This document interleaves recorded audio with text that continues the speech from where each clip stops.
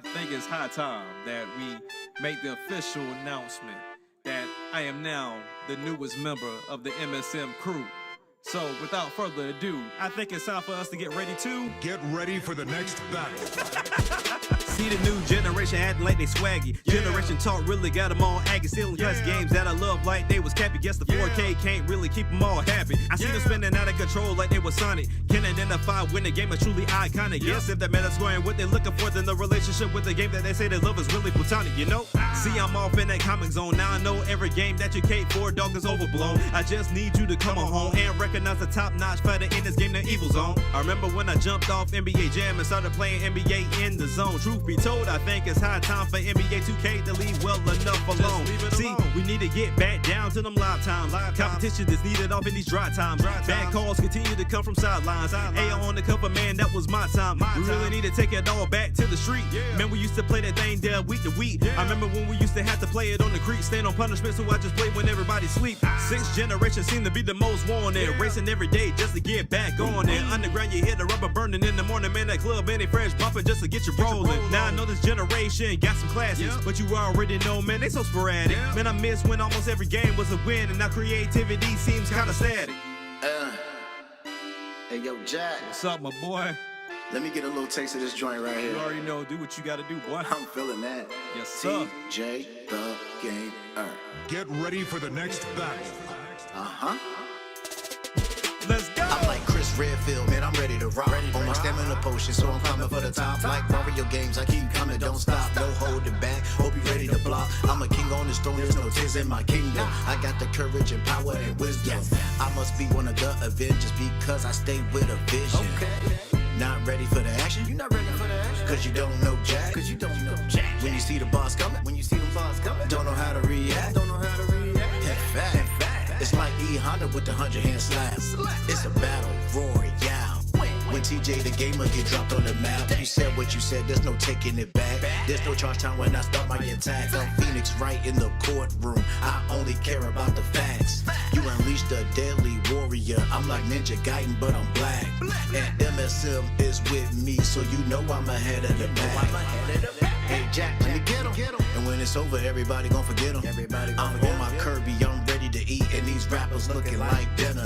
I'm a king with the iron fist, and this is the road that I travel. Hey, tech an announcer. Get ready for the next battle. Let's go! As you just heard, I'm an official MSM member. So shout out to my new crewmates, TJ the Gamer, Zap Crystal, VG Mobster, Thousand Star, Katetsu. Man, I'm ready to rock this. We finna take this to the moon and back, baby. Yeah.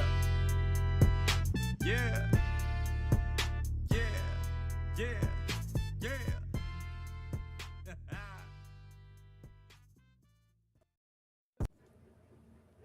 Man, Hey, that was a classic, bro. That took me back. man, the moment I saw that, I'm like, first and foremost, I think that was like my first commitment to a video and using CapCut for the first time. And then really hones in. And I know this, but I don't know if most people know it. I have a hard time memorizing my own lyrics. So when I'm doing Oh, these videos, so it ain't I'm just like, me. That's what's up. like you'll see me trying to mouth it, like make it sound like make it look like I know what. Nah, I forget my lyrics so fast, man, because I jump to the next song. So when you come to me like, "Hey, let's do a video," I'm like, "Oh shoot!" Like we, so it's tough, bro. That It's sounds tough. like me, man. Like that is not just you. All right. I have to like listen to the song at least 20, 30 times before I do Yep. the video because I've probably done 7 or 8 other songs since then. Yep. Oh, anyway. Hey everybody, what's up? It's your boy TJ, and we are back with another live stream. And today we are here for episode number 2 of One on One.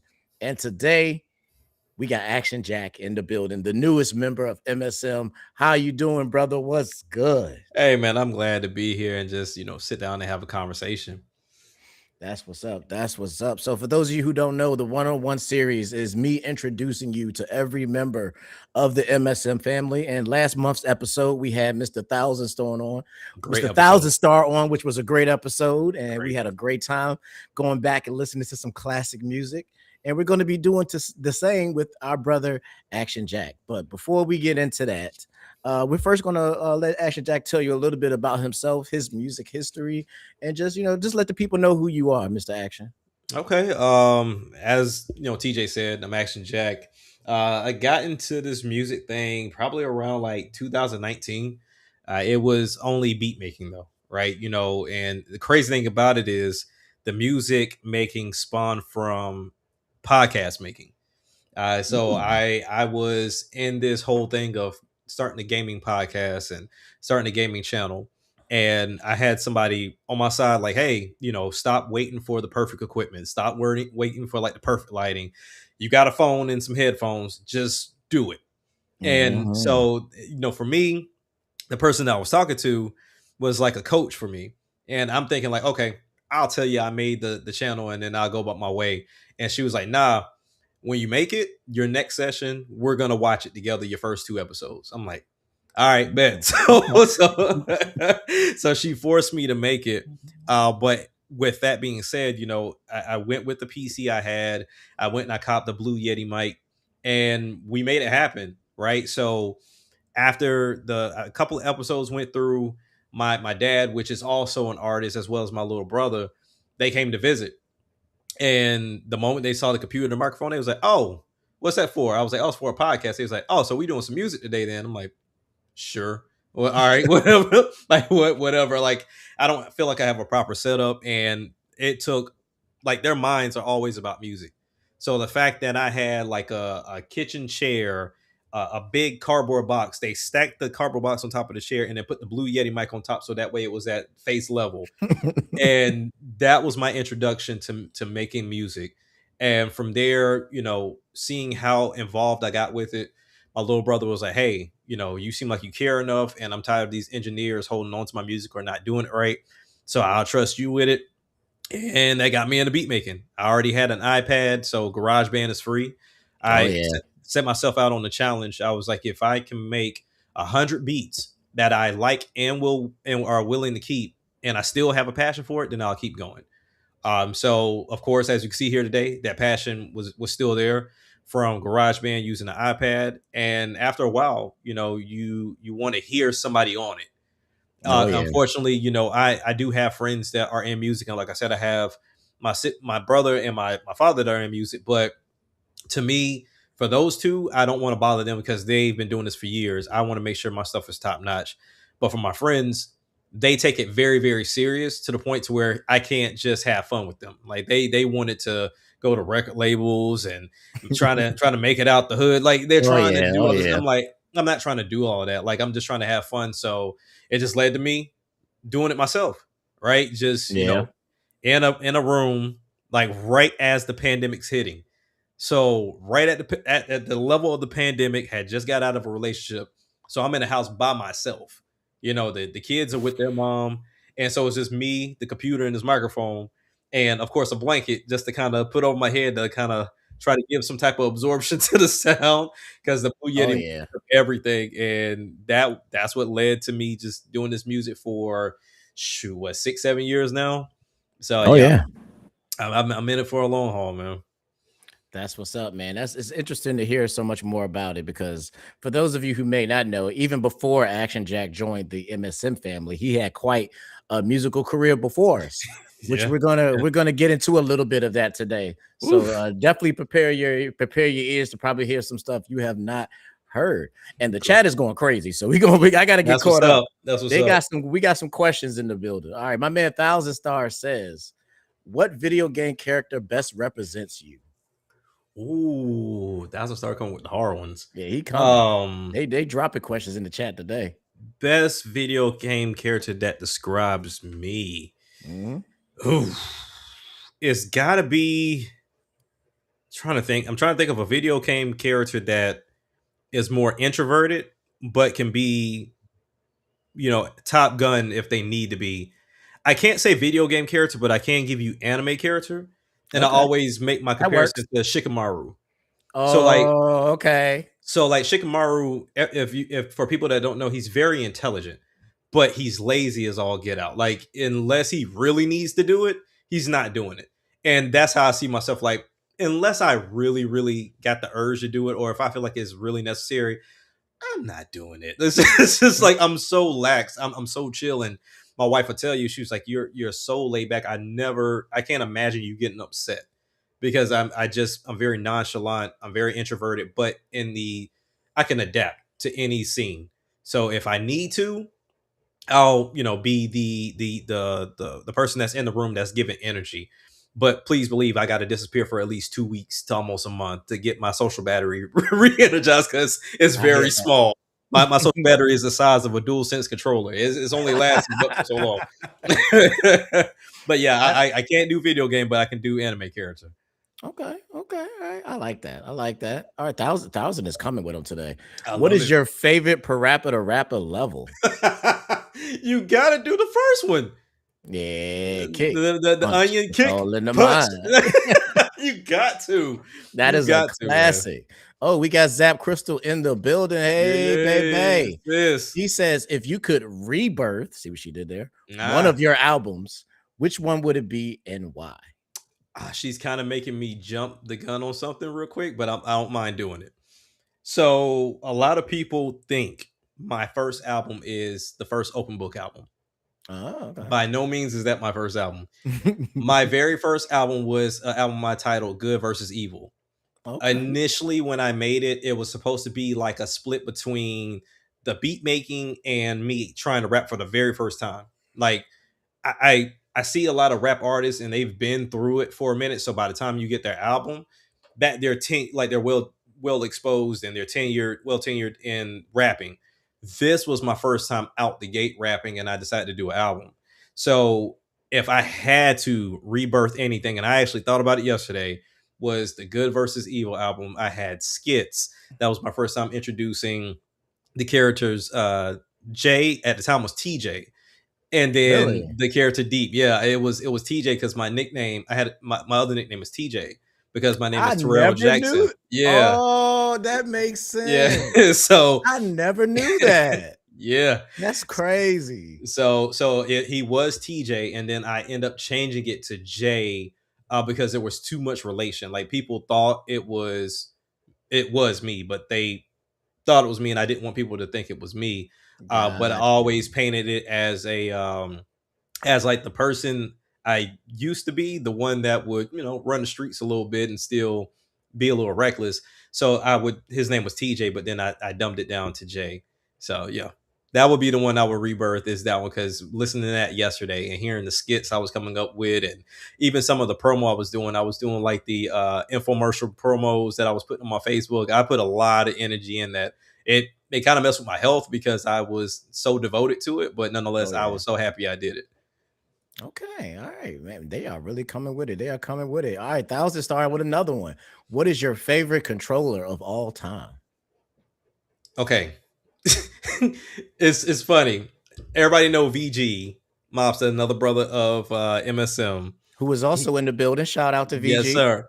He did the song Controllers. In the beginning of that song, or it's either in the intro or the outro, he was asking people about their favorite controllers. And somebody mentioned the Wii U gamepad. I'm in the Wii U gamepad camp. Think about that controller. Think about it for a minute. Like, now for me, that's dope. Like because I am a Wii U defender. Like I love the Wii U. The Wii U is one of my favorite consoles. Oh yeah. So to hear somebody say the Wii U gamepad is their favorite controller, it's like, if you think about a controller, you have a controller that has a screen and is touch screen. You have a camera on it, as well as, I'm still a defender of the symmetrical analogs up top. Like I love that about the Wii U Pro controller and the Wii U gamepad. But the microphone, the speaker, the camera, the button layout. The only thing I didn't care for was the glossy material and kind of how light it felt. But if they added more weight to that, along with a bigger battery and just kind of like a matte finish, it would have been perfection. But yeah, that's still my favorite controller to this day. Okay. Yes, sir. Y'all guys are throwing it at us. Okay. All right. I'm gonna do one more question and we'll get back to the questions in a minute because we got to move forward. So this is the last question I'm gonna ask for right now.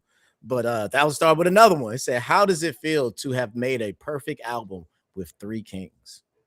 A perfect album. Wow. That's what he calls it. He's been calling it that for a while. He says that Three Kings is a perfect?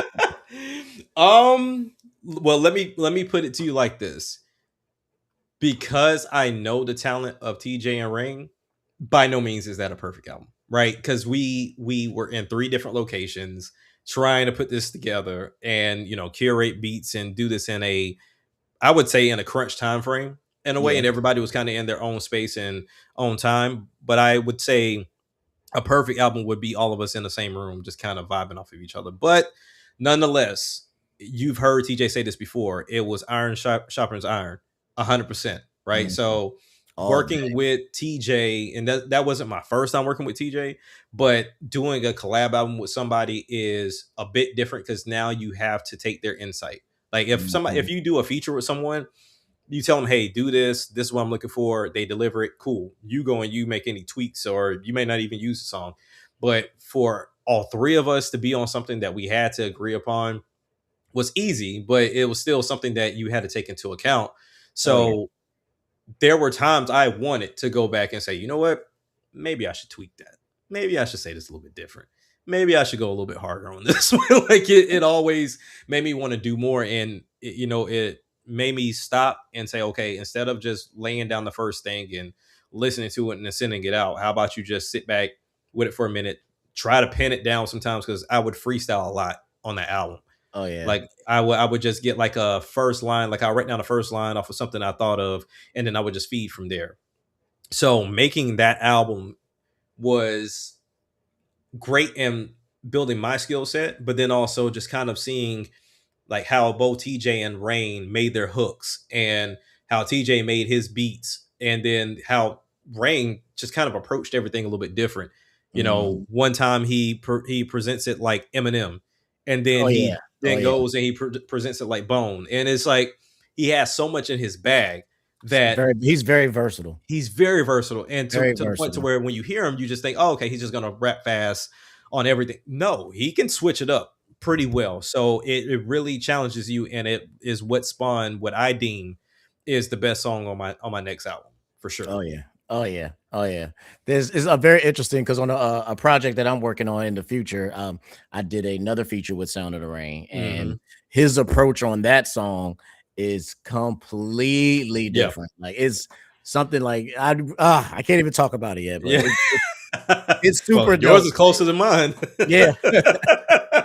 Oh, shout out to Sandstorm in the building. What's What good, up? bro? Thanks What for up, joining bro? us. If you're just joining us, we are doing our one-on-one with Action Jack, and we're just going through a couple questions in the chat because the chat is really wants to know a lot about Action Jack. Apparently, I appreciate it. we got VG Mobster with another question. He said, "Jack, if you could claim a Main Street beat to be your own and create a new song, what beat would that be?" That's a It's good that one. mainstream one. A mainstream beat that you could just take it and it's now yours, and you can make a new song with it. It's right there on the tip of my tongue, but oh, Big Sean's Blessed, the one he did with Drake. Ooh, yes, I know exactly what you're talking about. That is such a grimy, gritty beat, and at the time, this is going into the history of Action Jack. At the time, I was going through like some BS. At the time, I had just lost my grandfather. I had just got a divorce. On top of that, like literally, I lost my grandfather and got a divorce all in the same month of my birthday.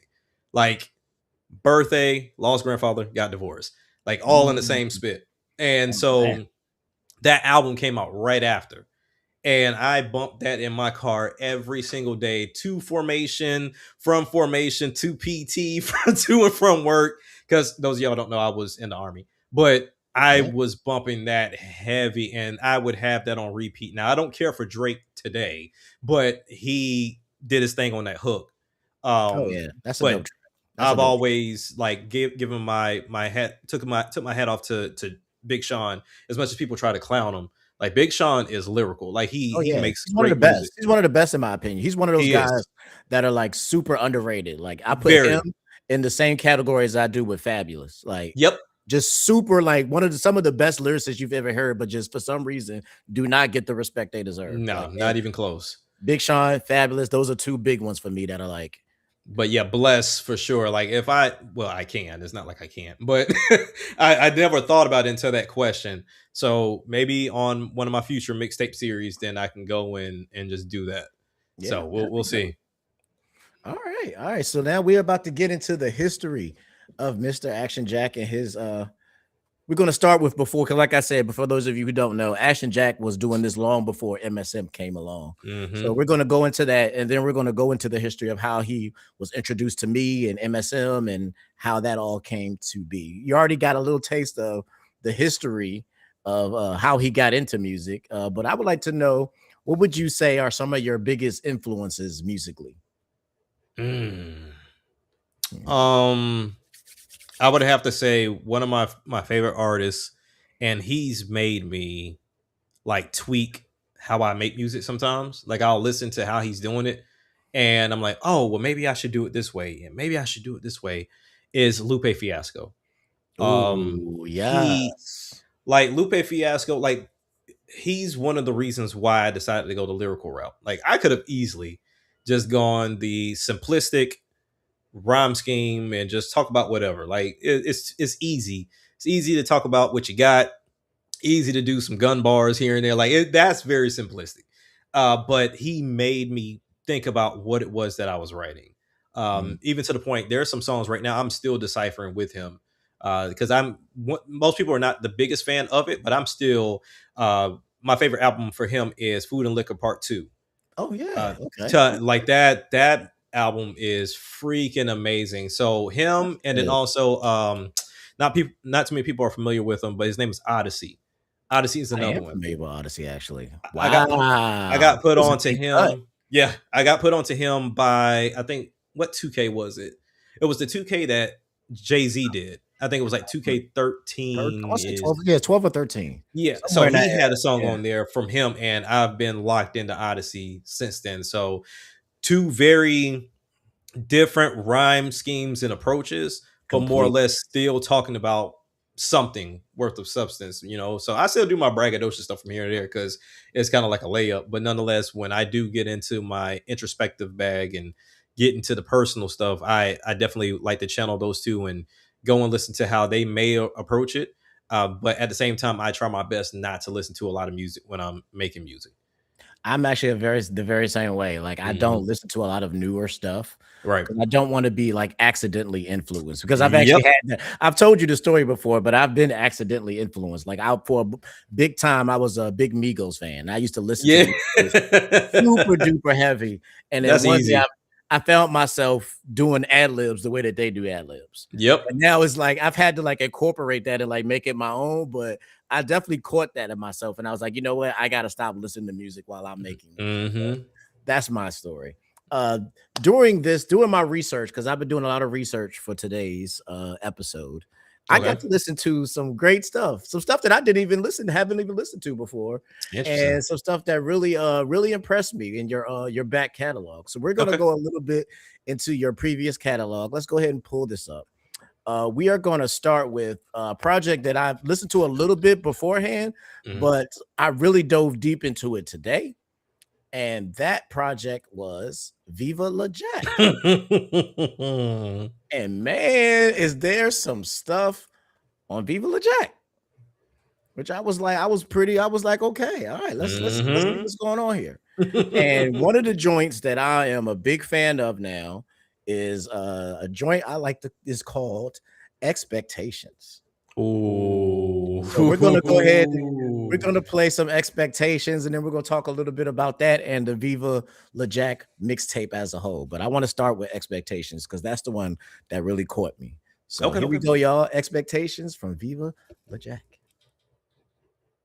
Hey, this is that track Expectations, you know what I mean? You know what I'm saying? Jack finna go ahead and give y'all everything, bro. This is why I love this man right here, bro. He always give you the deep feels, give you the lyrics, give you the hard stuff, and give you everything. It's the all around.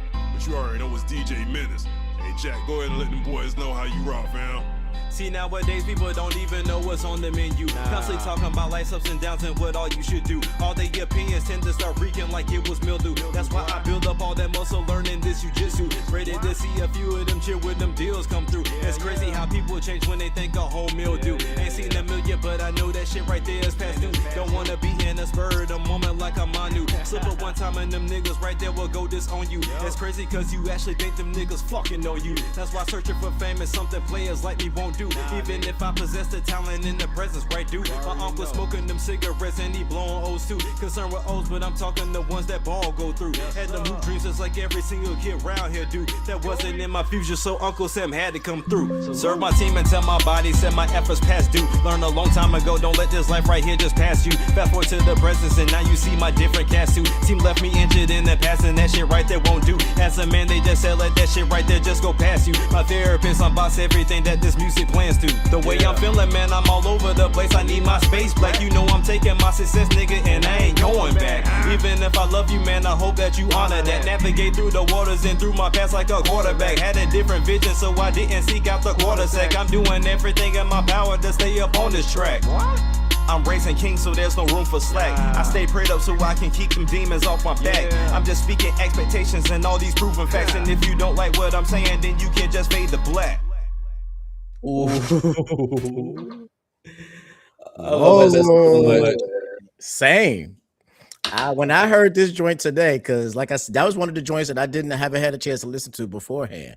But when I was doing my research, I finally got to check that one out, and I was like, wow. Tell us a little bit about Expectations. Like, where did this come from? And like, just give us a little of the background of this song and the Viva La Jack mixtape as a whole.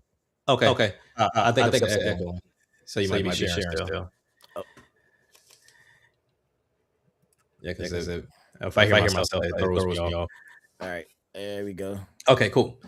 All right, so Viva La Jack. I think this was around the time, if not the last album I had anticipated on making before just kind of going straight to singles. And I think I've told the story quite a few times on our different, streams. But after this album, I went and we had the party for VG. Yes. And that's when I was like, okay, we're going to tap back into doing albums, because I was just going to do singles from there. So you can see it's only 7 songs long for the mixtape. But I was, I'm blanking on the name of the band, but they had a song that had Viva La in it. And I decided just to go and say, okay, long live Jack. You know what I'm saying? Because, I was going to put a cap to it as far as albums were being made. But nonetheless, I still wanted my music to kind of keep going on. So I was going to keep just dropping singles. So it was an easy transition of like, okay, long live Jack. And you see on the album cover, it's an empty throne. So it's like, all right, cool. Let's just do the Viva La Jack thing. But the Expectation song, this, once again, was just kind of me going through my own mental space as into what I wanted to do, being burnt out on the music, kind of getting to a point within life of trying to find that transformation, as I mentioned in the song, kind of working with my therapist to get a lot of things taken care of mentally, but then also understand that the music was doing the same thing. So the music was kind of helping me the same way that the therapist was. But then, even at the end, mentioning how, I'm just kind of navigating through my past like a quarterback and, just trying not to seek out the quarter sack. I'm doing everything in my power to stay up on this track. So it's like, like trying to not convert to the stupidness because it was so easy for me to do. Being in that situation at the time when I made that mixtape, to go deep enough, right when I had made, I want to say Open Book Volume 2, like me and my children's mother had gotten into it and we had gotten to like a modification as far as child support. And so they ran my pockets dry. So at that point I had to move out and go stay with a homie of mine because I just didn't have a means to kind of keep up financially with my own space.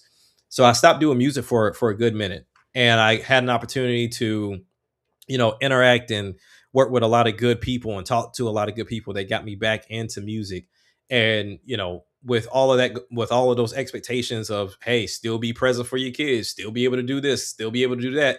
all while still paying for your bills after we just ganked you for, an extra, $1,500. Like there was there were so many expectations of me because I had already introduced music to people. I had already introduced the podcast to people. Because for a minute I was running 3 podcasts. I was Wow. running the Gaming Grounds podcast. I was running the Insightfully Ignorant podcast with my cousin. And then I had created a family affair podcast with my whole family. Like we had like 8 to 10 people on one podcast at a time.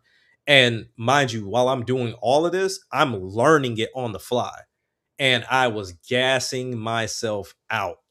So, so not only am I burning myself out doing that, but then the real life is burning me. So now it's like, okay, I'm doing this. I only get to see my kids now every 6 months because I live so far away. But this is a way for me to save up money and get back to them. And this song just came to me. It was a easy one to write. That's why there's no hook. It's just me going. I there was no need for a hook. It's just like, hey, just lyrically get in there and just figure it out. And yeah, like you said, this is my favorite. It came close getting beat by Taurus Flow. Like Taurus Flow to me was just lyrically disgusting. But that's another that one, Taurus Flow, is lyrically disgusting. Expectations. And then the Need the Game beat was my favorite beat on there because of the sample I did for for the song. It's actually funny you brought that up because that is the other song that I wanted to play. VG, I see your question, but we're going to wait until we get into that portion of it. There is a portion where we're going to go into the MSM stuff. So I'm going to save that question for when we get there. My man Thousand Star got another question though. It said, what keeps you motivated in music? Oh man, the challenge, right? We constantly get bogged down by doom scrolling and being caught up in other stuff that really don't have anything to do with us. But one thing I learned through therapy was always have hobbies. Like keep yourself occupied, not so much so that you can't receive blessings and everything from God and everything else that you have going on, so you can pay attention to your kids, pay attention to your surroundings, but have something that you can just go to, even in like your worst of spaces. Video games does that for me, but at the same time, video games like to take your pockets too. If you come out to where I already got my setup, I can easily come in here, pull up Logic Pro, and then just go to work, and that's free therapy, right? Of me doing that music. And so that's really what keeps me going. But also, it sounds cliche, but being prepared for you all as well, right? So I don't know when TJ's sending me something. I don't know if BG is going to say, you know what, Jack, let's do another collab. I don't know if Zap's going to ask me to sing on something. I don't know if Tokai's going to send me a crazy beat. I don't know if he will do that. He will do that. He's done it before. And I'm like, oh, okay. He just caught me at a very interesting time, but I'll do it because it's Tokai, right? I'll do it because it's TJ, because it's Thousand Star, VG, is Zap. Like, if any of y'all ask me to hop on a beat, there's no, oh, I got this going on right now. I'll get to it when I get to it. Nah, it's like, all right, cool. Babe, hey, I'm not a father or a husband right now. I need to go do this, and then I'll get back with you because this will take me probably 2 hours if I'm not in like a perfectionist state. But yeah, that's why I keep doing it. It's like being able to be a part of this and finding people that have the same passion as I do. That's hard to come by. Choose to let that go, that's on you. So I refuse to let that go. So that's something that it's a good feel for me. So that's why I stay good, and I feel like I'm helping where I can, and providing knowledge where I can, and that's what keeps me hungry. Yeah, honestly, that statement you just made is actually one of the big reasons why I wanted you to be a part of MSM. Because you're like, as I've said to my wife and the other MSM members at a bunch of times, is Jack is one of the few people that I feel is just as crazy as I am when it comes to this. Mm-hmm. Like, it's one of the few people that can really match my energy. Mm-hmm. Like, let's go. Like, anytime, any place, let's go. Send me the joint. Like, you just sent me a joint the other day, and I was like, I was sitting in bed, and I was like, I could be sleeping right now, but you know what? I'm gonna write this joint for Jack. And smoked it. Motherfucking smoked it. So that is the best I've heard TJ. Like, he always tell me like, oh, that's my best verse from you, bro. TJ freaking smoked with the voice, the cadence, the lyrics, everything about what he sent me was on freaking point. Yeah, y'all be ready for man. That. We guys, and oh man, what you did on my See, me and Jack been working. See, I don't know if y'all know this because he did a joint for my upcoming project in the future, and we got a heater. We got some heat coming, so y'all be prepared. Yes, sir. But yeah, that was one of the main reasons I was like, I need somebody with that same kind of energy that I bring, and it's like it's very hard to find people that are like that. So that was definitely a big one for me. We're going to go into one more song into Viva La Jack before we move forward in the timeline a little bit, because after this, I'm going to talk about my first introduction to Action Jack, which is on the next album. But we'll talk about that in a minute. But I want to play Need the Game. It's funny you talked about it because that was the other one. When I got to the end of this project and I heard Need the Game, I was like, yeah. I knew I had something when I played it for my mom, and she was like, "Oh, I'm gonna send this to your brother. Like this is freaking amazing." And I was like, this is still me very like beginner level of sampling, like still trying to figure out sampling, because sampling isn't as easy as they make it sound. But I'm still learning. Yeah, me too. So I mean, I love how this came out. There's only been maybe I can count on one hand how many songs I feel like I perfected the sampling, and this is one of them. All right, so this is Need the Game from Viva La Jack. Let's get it. Let's go ahead and pull that up and let's rock out. Oh, there we go. Texans enjoy more ways to save at Kroger, like low prices in every aisle. And you can clip and save more with digital coupons in the Kroger app. Plus, you can earn fuel points to save up to $1 per gallon at the pump. So it's always easy to get Texas-sized savings. We are not sponsored by Kroger. Since 1955. Savings may vary by state. Fuel restrictions apply. See site for details. Save big on your favorites with the Buy 5 or More Save $1 each sale. Simply buy 5 or more participating items. Funny thing is that for some reason I have Apple Music and I don't have access to some of the music on Apple Music. So I had to go to Spotify to pull some of this stuff up today. Yeah, Apple. Me and Apple got into it when I switched distros, and for whatever reason, Apple just didn't play nice. So yeah, that's why most of the stuff is not there anymore. Yeah, so I'm using Spotify today, which I normally wouldn't do, but I don't pay for Spotify because I pay for Apple. There you go. Unfortunately, it's playing freaking commercials. So I'm waiting for it to finish doing commercials so I can get back into what I want to hear. Matter of fact, moving forward, if you want to, I pay for YouTube Music, and I know for a fact it's there. So if you ever want to do like a swap, we can do that too. That might be happening because I got it muted right now, but it is still freaking playing commercials. That's crazy. Here we go. Yeah. I can't let go. Man, ever since I stepped in this music thing, man, I ain't never been able to let it go. I done contemplated many a days, many a nights. This shit done saved me on so many occasions. I can't just leave it alone. I gotta love it forever, bro. You know I need this game in my life. I never thought twice. Man, I rolled it. That's why I work in arcade and spice. And now my pop stepped on the scene with my little bro. He had to show me all that life, and then he came and showed me that glow. And now I never let fear stop me from popping after 2 years. And shit, you looking at me, man, I'm popping with my peers. Man, I gotta slim this down like I was the Rock. I scraped this shit from all the bottom, then I take it to the top. But see, I had to take the opportunity to get these beats off my fucking mental beat. But now they listen to the pure flow and the immunity. But never was they stopping me, compressing all they bullshit and all they damn dignity. Gotta get this shit off just like this. I hit them with an 808 kick cause I love this shit. And now I'm beating all them snares and these drums like this. You already know what I do with this fresh chef kiss, bitch. Boy, I swear I got a love drum for this thing. Can't let go, boy. It's unnatural. I belong to you, baby. You know what I mean? I'ma love you forever. Every time I touch this mic, every time I touch this beat machine, these keyboards, I belong to you. Every time I think about you, man, I got a knot in my stomach. Yeah, and sometimes I just feel like I just gotta vomit. Man, I love every time I see you around. Anytime we get together, we make a nasty sound. Yeah, and now we making beats. Now you gotta make it clap. Now you gotta raise them hi-hats to make this shit slap. Yeah, now I got the bass hitting too. Now you already see what I'm trying to do. I'm trying to make my own lane. Man, I say fuck the fame. Alabama got the game. Action Jack, you know the name. Yeah, I've been doing this, man, I'm so insane. I've been trying to kill them niggas with this musical game. Trying to mess up my vision while y'all still chasing clout. Drumming up them one-hit wonders. All I hear is doubt. Shit, that's cool. You can never kill what we about. If you talking sick, I put that percussion in your mouth. Man, as you can hear, man, this is true love right here. Man, like Mitch said, if I leave mean the game. Will the fans still love me? Shit, I think so. And as long as me and this game straight, man, I'm all good, baby. I don't need nothing else. I don't need nobody else, man. This is all me, all day. Action Jack, baby. Peace.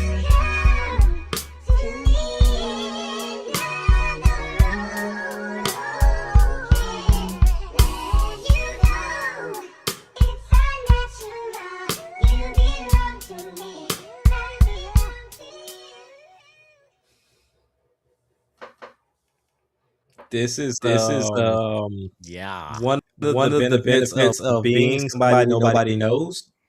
Yeah. You can sample and not have to clear everything. Yeah. That is. I do use that to my advantage. I do the play people don't know me card. I definitely will play that card. Because it definitely helps out. But man, that was something special. I really enjoyed listening to Viva La Jack today. And yeah, man, this was probably one of the most fun I've had doing research on somebody. This is brother. I'm looking forward to doing some more episodes where I get to go back and listen to some of this older stuff. Because yes, sir. This was an experience, especially for you, because you've had so much music before MSM that a lot of stuff I just haven't heard. And right. But there is a point where I did hear about you. And one thing I could never figure out is how I first came in contact with you and your music. I've been doing research like for the last couple of days, and I could not find that point. Shout out to Cajun Blurred in the building. What's goody, bro? Thanks for joining us today. We're doing our one-on-one with Action Jack, the newest member of Master Sword Music. So thank you for joining us today. Anyway, we're getting into the history of how I was introduced to Jack, which unfortunately I couldn't remember. I just couldn't find where that link first started. But I do remember the first song that I ever listened to that made me be like, I need to work with this guy. This guy is something special, and I need to somehow get into a point where I can do music with this guy.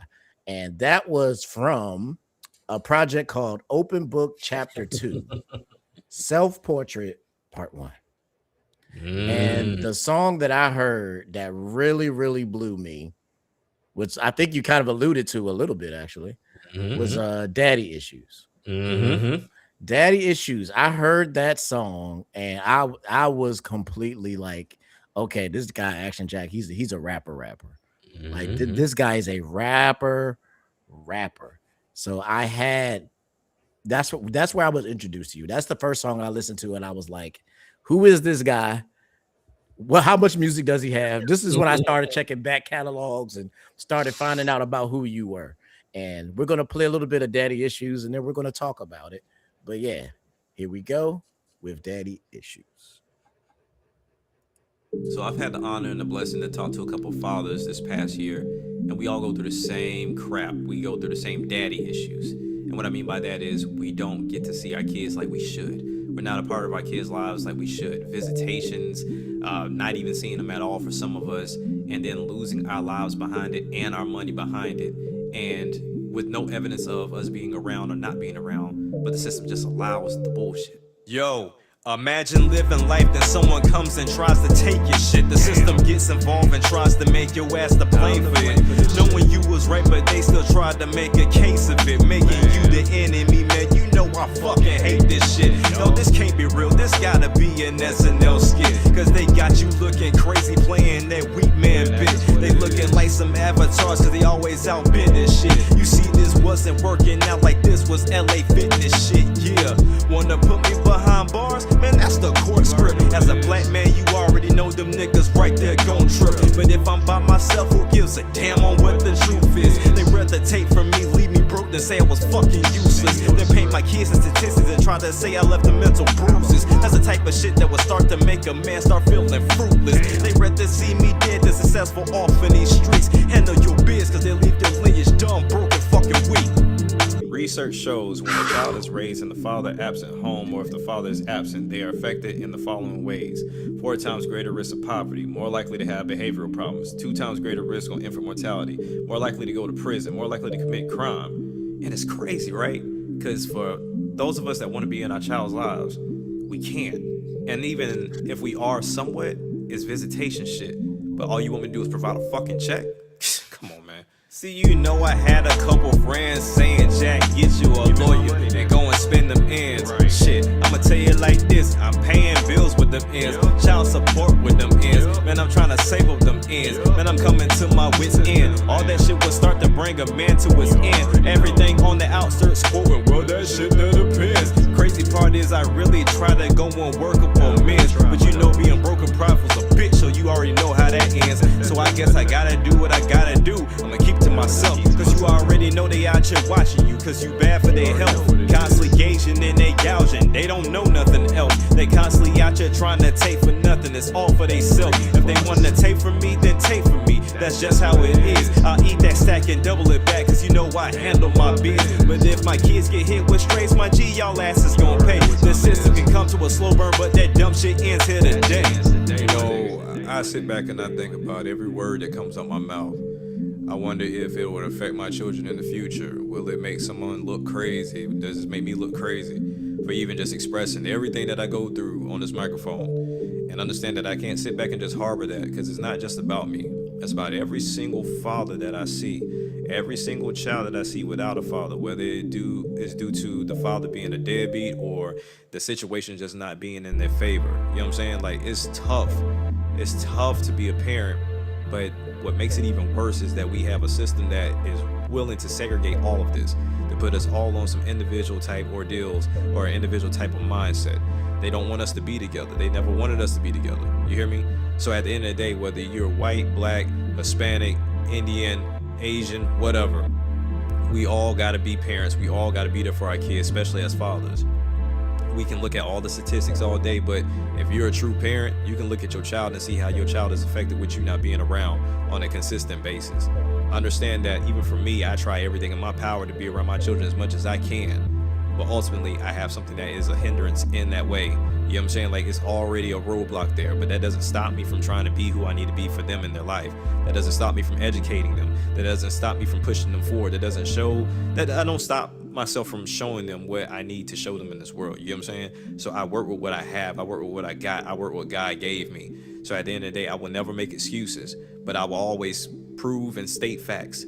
And that's, the system needs to change, bro. Like, this, we need to just do away with this whole family court system, because it's trash, it's a piece of shit, it's unfair, it's biased. And at the end of the day, a lot of children are suffering behind it, and a lot of fathers are losing out behind this bullshit too. So let's make that change, and let's make that shit fast. You dig? So it's been your boy Action Jack. I appreciate y'all for listening. Daddy issues. Fathers, stand up. Single mothers, stand up for those that really want the father to be around. So I love y'all all. Peace.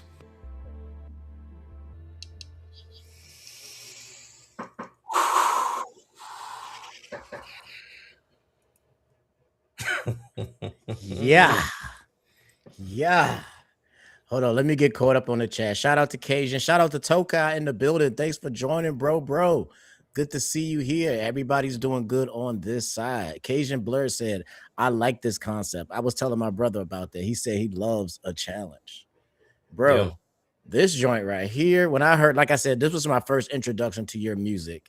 Right. And when I heard this, I was like, okay, this ain't just some dude who's calling himself a rapper. A lot of people call themselves rappers. Mm-hmm. They ain't no rapper. But when I heard this, I was like, okay, this dude is serious. He's a rapper. This guy is a rapper. And tell us, I mean, the song kind of speaks for itself, but I guess give us a little bit of the background of like how you came up, what made you do that? Like, where did this come from?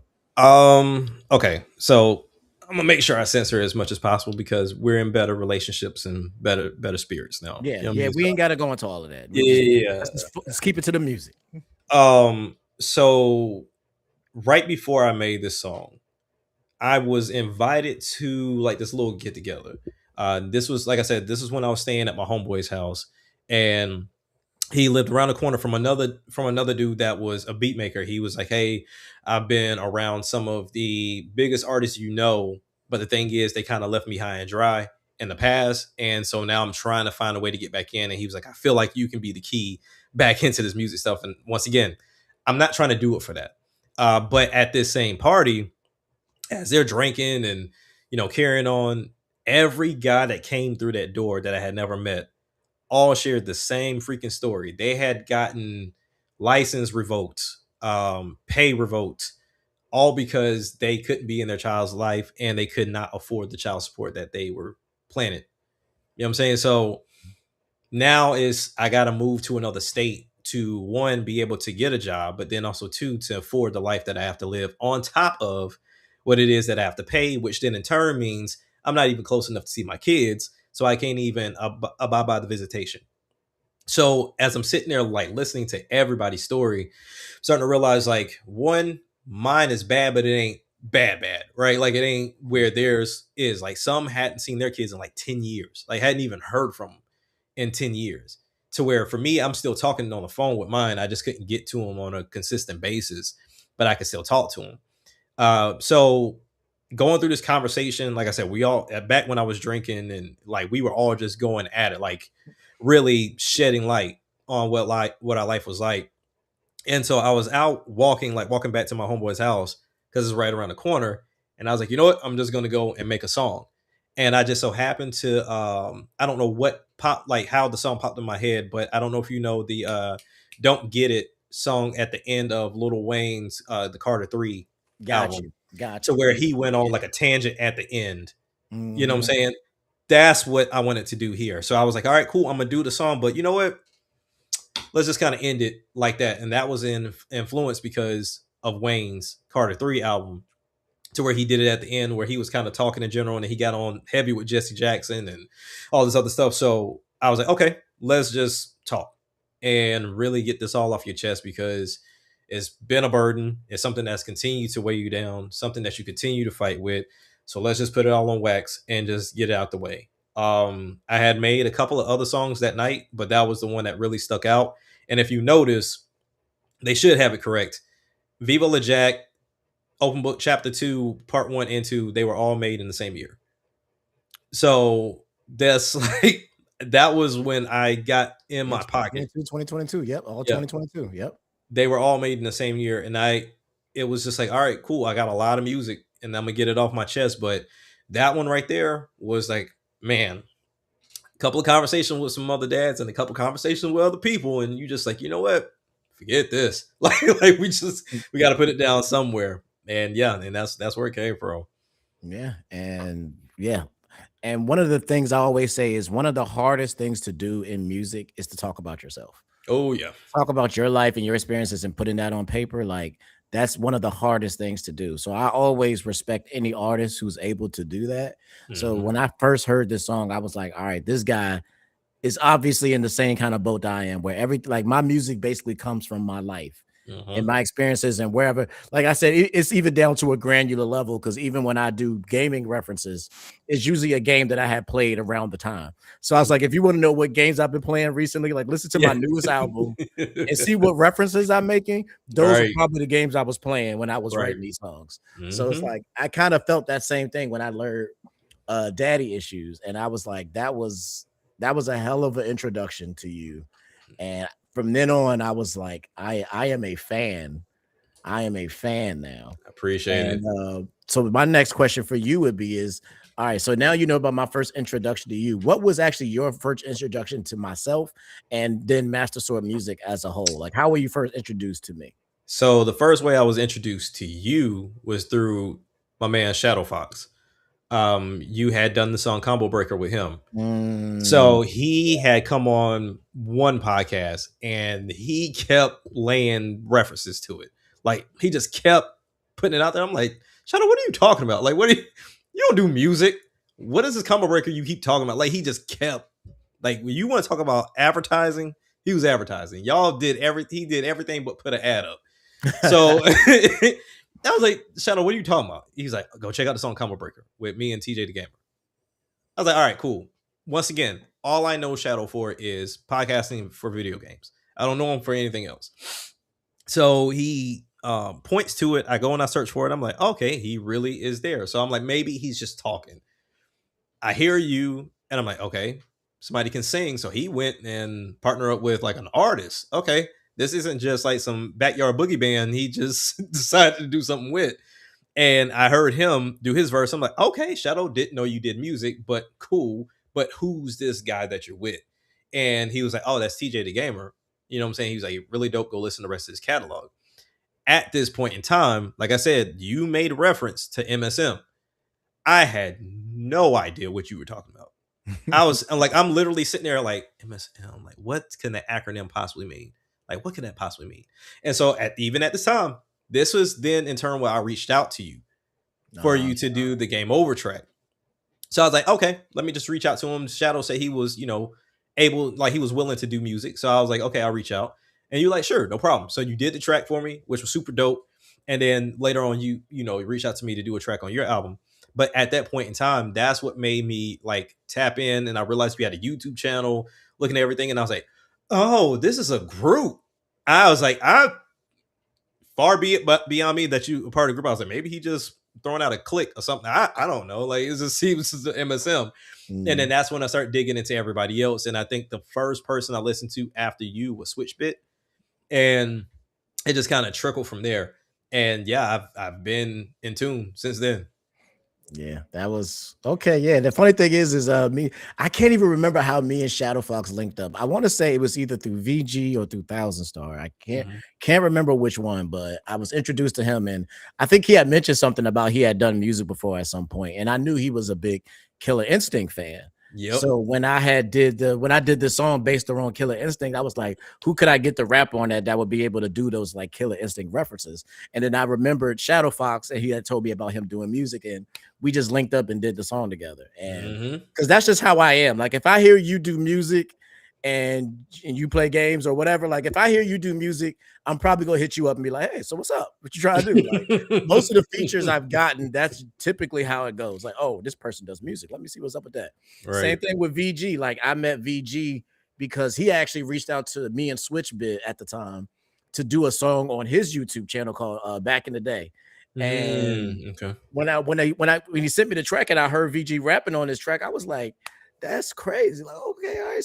So when time came around for me to do a song for my album and I needed somebody to do those like old school like video game, it was a song called Arcade. So it was like we're doing like old school video game references. I was like, you know what? Let me hit up that guy VG. I know he can do that. So I hit him up and then boom, that's how we linked up. So it's like, don't ever tell me you do music because then I'm gonna be bugging you.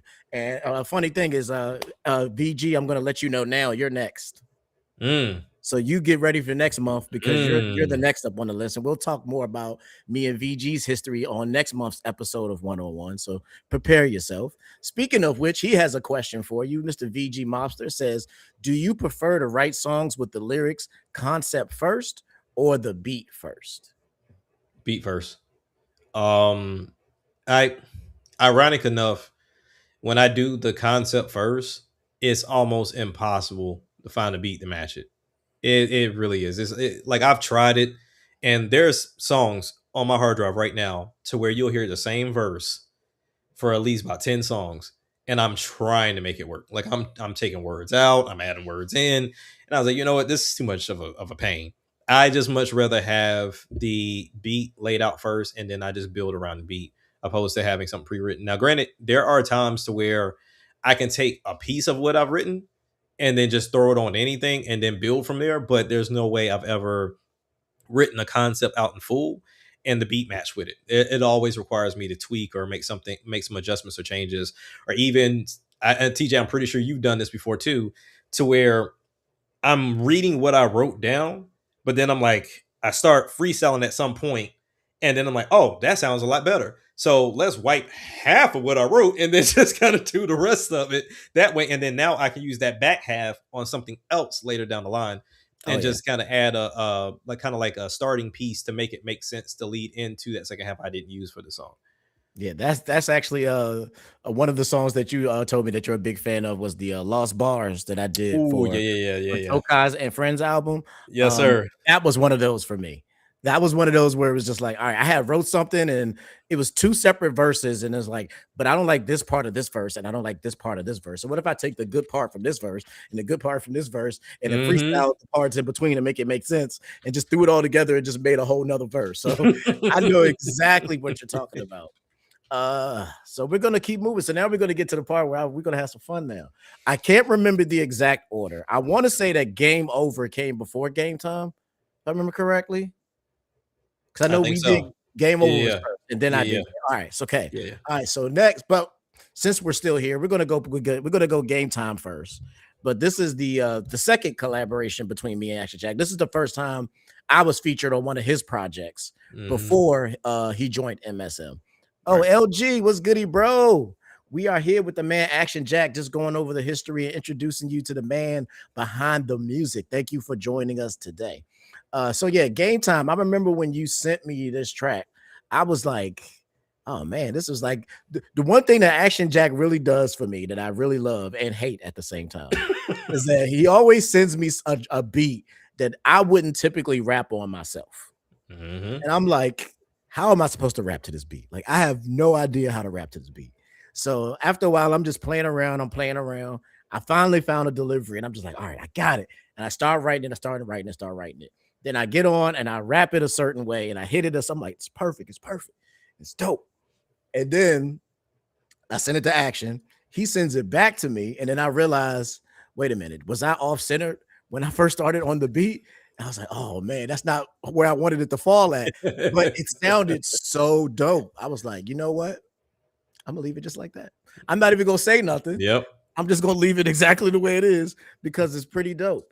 What first of all, what made you want to reach out to me for this song anyway? Oh man. So one, gaming reference. Like when I heard your music, I was like, okay, this is his thing. Like he uses gaming references to, like you said, play into personal, might even just get into the braggadocious bag or just talk about gaming in general. So I'm like, okay, this would be a perfect fit. Because ultimately, when I hear people that I like, I'm going to try my hardest to make something or find something to reach out to you. I'm gonna make a reason to reach out to you. So I have yet to do this with 1,000 Stars Homeboy. That I forget his name. I'm blanking on his name, but he's on this album. I know you talk about Jimmy No Fro. Jimmy No Fro, and then you also had a cat on one of your albums as well too that you work with. I have to go back and take a look, but they're on my hit list. So I will purposely, if I've heard you and I'm like, okay, so they do this for fun. They ain't talking about looking for cash and paying for $500, $1,000 features, and they doing this for fun too. Bet I'm going to find something, and then I'm gonna reach out to you, ask you, hey, are you willing to do this? You know, if not, cool, it's fine, whatever. But I would love to hear you on this track, and if you do it, then fantastic. It was my easy way in. It's like I'm gonna purposely run into you for sure. Okay. All right. So with that, we're going to go ahead and listen to Game Time, and then from that point, we're going to get into the MSM part of this story. So we're going to have some fun. Let's go ahead and bop to this Game Time. Let's get this pulled up real quick. Hey, I actually really love this feature. Let's do it.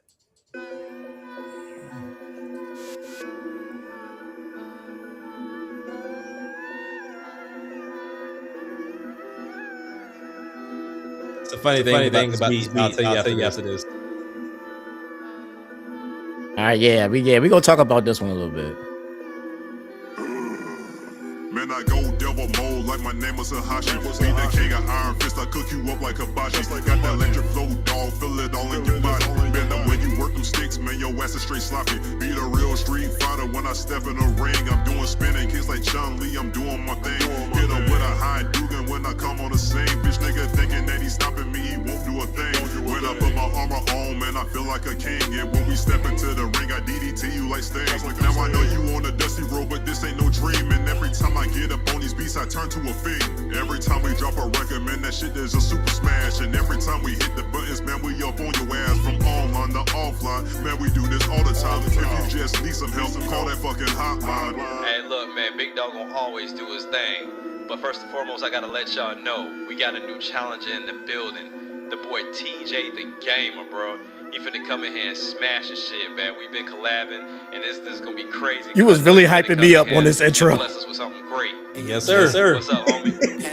I got you, fam. Go ahead and kill him, boy. Hopped up on the track with Jack, and now I'm ready for action. Videos, Overwatch, hitting hard like they bashing. I'm finally making traction. Got a bad bitch in my tub, relaxing. Then take her to the room and make her sing like Tony Braxton. They hate, but don't know how I do. And I got MS classing beside me, I call them the crew. Need 100% completion, I got something to prove. Had to get back to this music, cause you know how I do. I'm trying to get my money right, gotta get to the hundos. Left to the right, to the left, to the right, to the left, to the ultra combo. My killer instinct is to kill every beat. Ain't got a ball on every track like it's NBA Street. And yes, I got a need for speed, so I'm bringing the heat. Because rappers these days only put me to sleep. On track to be the best, cause I changed my mentality.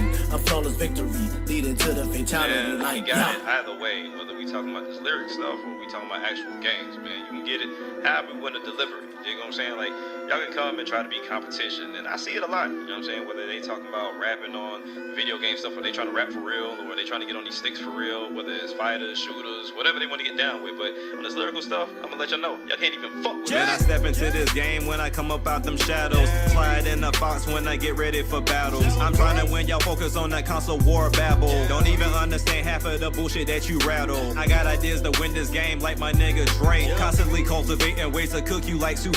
Realizing they can never see me in this lyrical sandstorm. Now they see me master my craft up in this art form. Check this shit, Jay. Now they out here winging shit. Retweeting these posts, dog, but they ain't saying shit. Man, they can't fuck with us. Man, we out here making shit. Got different levels of work, like we on Jamaican shit. Now you see me on my magical flow. I got the hard work's legacy. I got all that glow. TJ the Gamer came in and he just gave you that blow. Harder than that white shit that you snort up your nose, bitch. There you have it, man. It's the boy Jack coming through with the Music Grounds crew, DJ Menace and Big Dog J.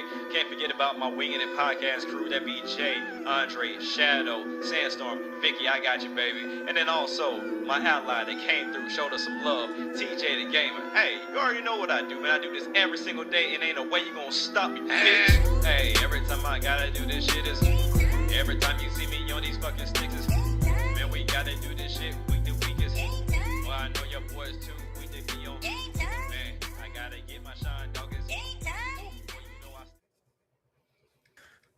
Woo. Yes, sir. Yes, sir. So many memories came back and what it took to make this song. Oh my goodness. Oh boy. All right. So you said you had some story. What you got? You got a story about this joint? What you got? Man, so when I made this beat, as I mentioned, I'm going to find a way to get to you.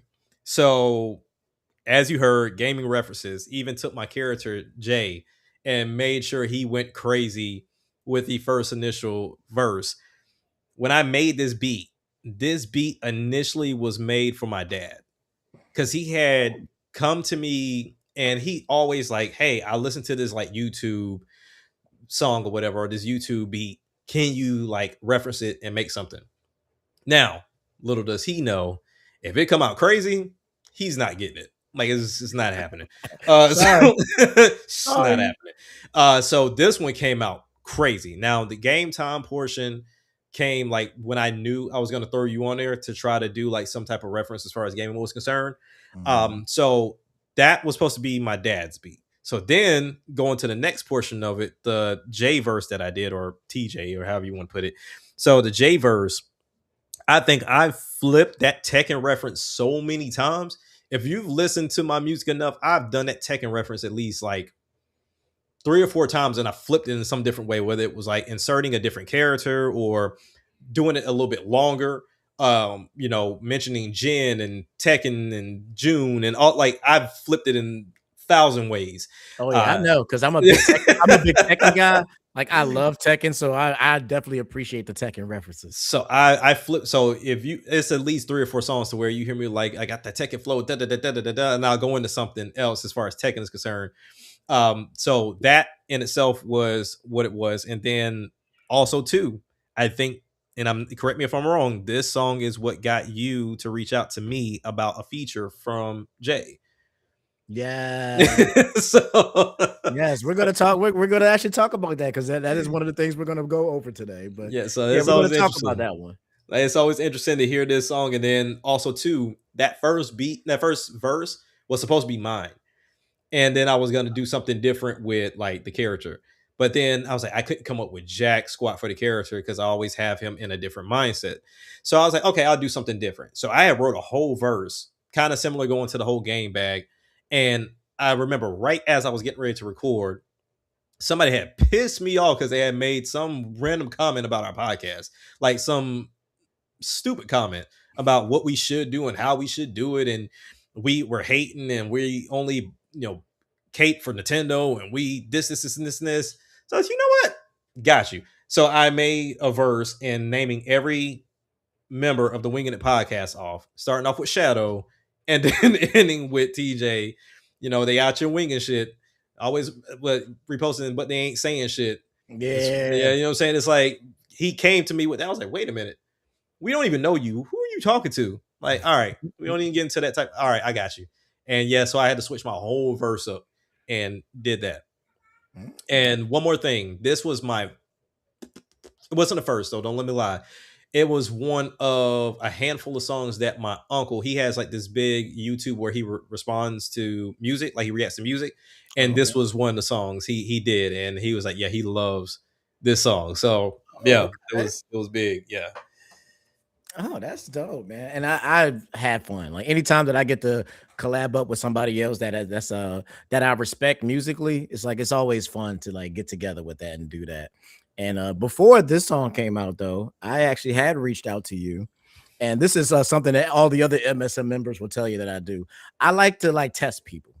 I like to put them in a different bag than I've heard them in. Yeah, I know. So it's like I hear what you do, but like I'm gonna try to put you in a different bag and see how it goes. And I came up with this song, and the funny thing about this song, and I never actually realized it, is that I never actually put this song on anything. Like this is not on any. This is just a single that I put out. This is not on any of the albums ever. I just realized it today myself. It is not on any of my albums. It's just a single that I had put out, and I never released it. So like I think at some point I'm gonna have to throw this up there on distro as a single or something. What the hell? I think it might be on there. It might be up there as a single, but it's not attached to any of my. Oh, okay. I think eventually I did throw it up as a single, but it was never actually on one of my albums. Yeah, you did. It's actually one of those. Every time somebody asks me the question, "What do you feel is one of your most underrated songs?" I always point to this song because, like, I absolutely freaking love this song. It is one of my favorite songs I've ever made, and I feel like it did not get the love it deserved.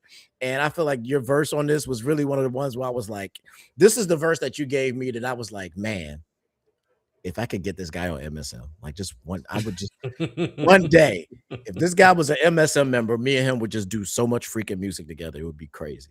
Because like this is when I got to really see your work ethic as well. And like I said, you're just as crazy as me. Like I'll send them something, and then like a day or two later, all right, here you go. Here's all the separate tracks, everything broken down. Here's the ad libs, here's the verse, the underlays, the ad libs. Here's everything. Just here, sound effects. Here, everything separated in a nice neat folder. Here you go. And I'm just like, all right, yeah, I love this guy. I love the way this guy works. And when we put this song together, and we actually did the video for it, the video came out amazing. Oh yeah, I really, really, really love this song. So we're going to play Game Over, and then we're going to talk about your introduction and coming into MSM and that whole story of you actually coming in and becoming a part of the team. Okay. So with that being said, this is Game Over, a song that is just available as a single. But you should definitely check it out because it's pretty dope. And we're going to play it right now. We're actually going to play the video. And it has the classic Master Sword Music intro on this one too. So it's pretty fun.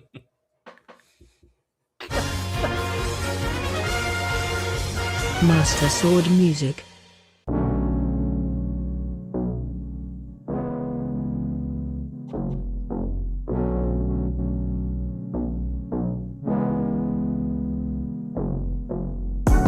Girl, I thought I told you, you're waiting for you to come over, so you can bend it over, 'cause once I get you home, it's game over.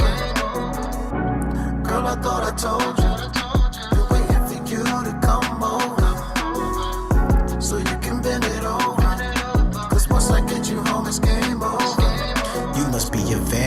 Cause I got that hunter deep, giving you a lovely kiss, then I put you straight to sleep. You should've known better than to fuck around with me. Cause baby, you're too slow, you cannot keep up with T. Take a shot and you will see. RPG, I got that long game. And even the bed, girl, you know I got that strong game. You a Digimon, cause you about to get tame. Cause I know that you been fucking with a lame, and that's a shame. No trade songs, but won't stop till the neighbors know my name. Call me Charizard, cause you know I got that flame. Treat you like Batman, Brian Bain. Girl, I thought I told you, been waiting for you to come over, so you can bend it over, cause once I get you home, it's game over. Girl, I thought I told you, been waiting for you to come over, so you can bend it over, cause once I get you home, it's game over. Queen Sluffer, but I know you nasty. Stop playing around, you can't outlast me. Don't wanna be with no other girls, they too trashy. You see, I only want a lady that's classy. I want a lady in the streets, but a freak up in the bed. You got my control, cause you all up in my head. I could be by myself, but rather be with you instead. Girl, you so damn fine, I think that you could raise the dead. No, I'm not trying to be rude, I can't help I'm so into you. Saying I don't want you like saying Sonic ain't blue. Got these streets in the rage, so I might have to beat them up. Then I take you home, turn in the curb and hit you up, yeah. Girl, I thought I told you, been waiting for you to come over, so you can bend it over, cause once I get you home, it's game over. Girl, I thought I told you, been waiting for you to come over. Oh yeah, baby. Yeah. So you can bend it over. Let's go. Cause once I get you home, it's game over. The way I play with that cat got you coming back like a stray. Forbidden West up in this bitch, you over horizons today, you know? And now you're talking 50 shades of gray. I'm about to take these toys and these whips and fuck your ass 50 different ways. Got you crawling around like it's COD on D-Day. And now you know I'm finna go extra nasty off on V-Day. And now you already know how we play. It might be me, you, and my main girl. We call that shit we, you play. And now I eat you like it's yo play. The yogurt, now I gotta shooting this shit off like it's Gogurt. Now I might be nasty and you might not like it just a bit, but see, you'll come around real quick and you already know I'm on nasty shit. Girl, I thought I told you, been waiting for you to come over, so you can bend it over, cause once I get you home, it's game over. Girl, I thought I told you, been waiting for you to come over, so you can bend it over, cause once I get you home, it's game over. Just like a mobile game, I wanna put my hands on you, take you home and show you what I can do. What you wanna do? What you wanna do? I got a story about this song I wanna put my hands on you, take you home and show you what I can do. What you wanna do?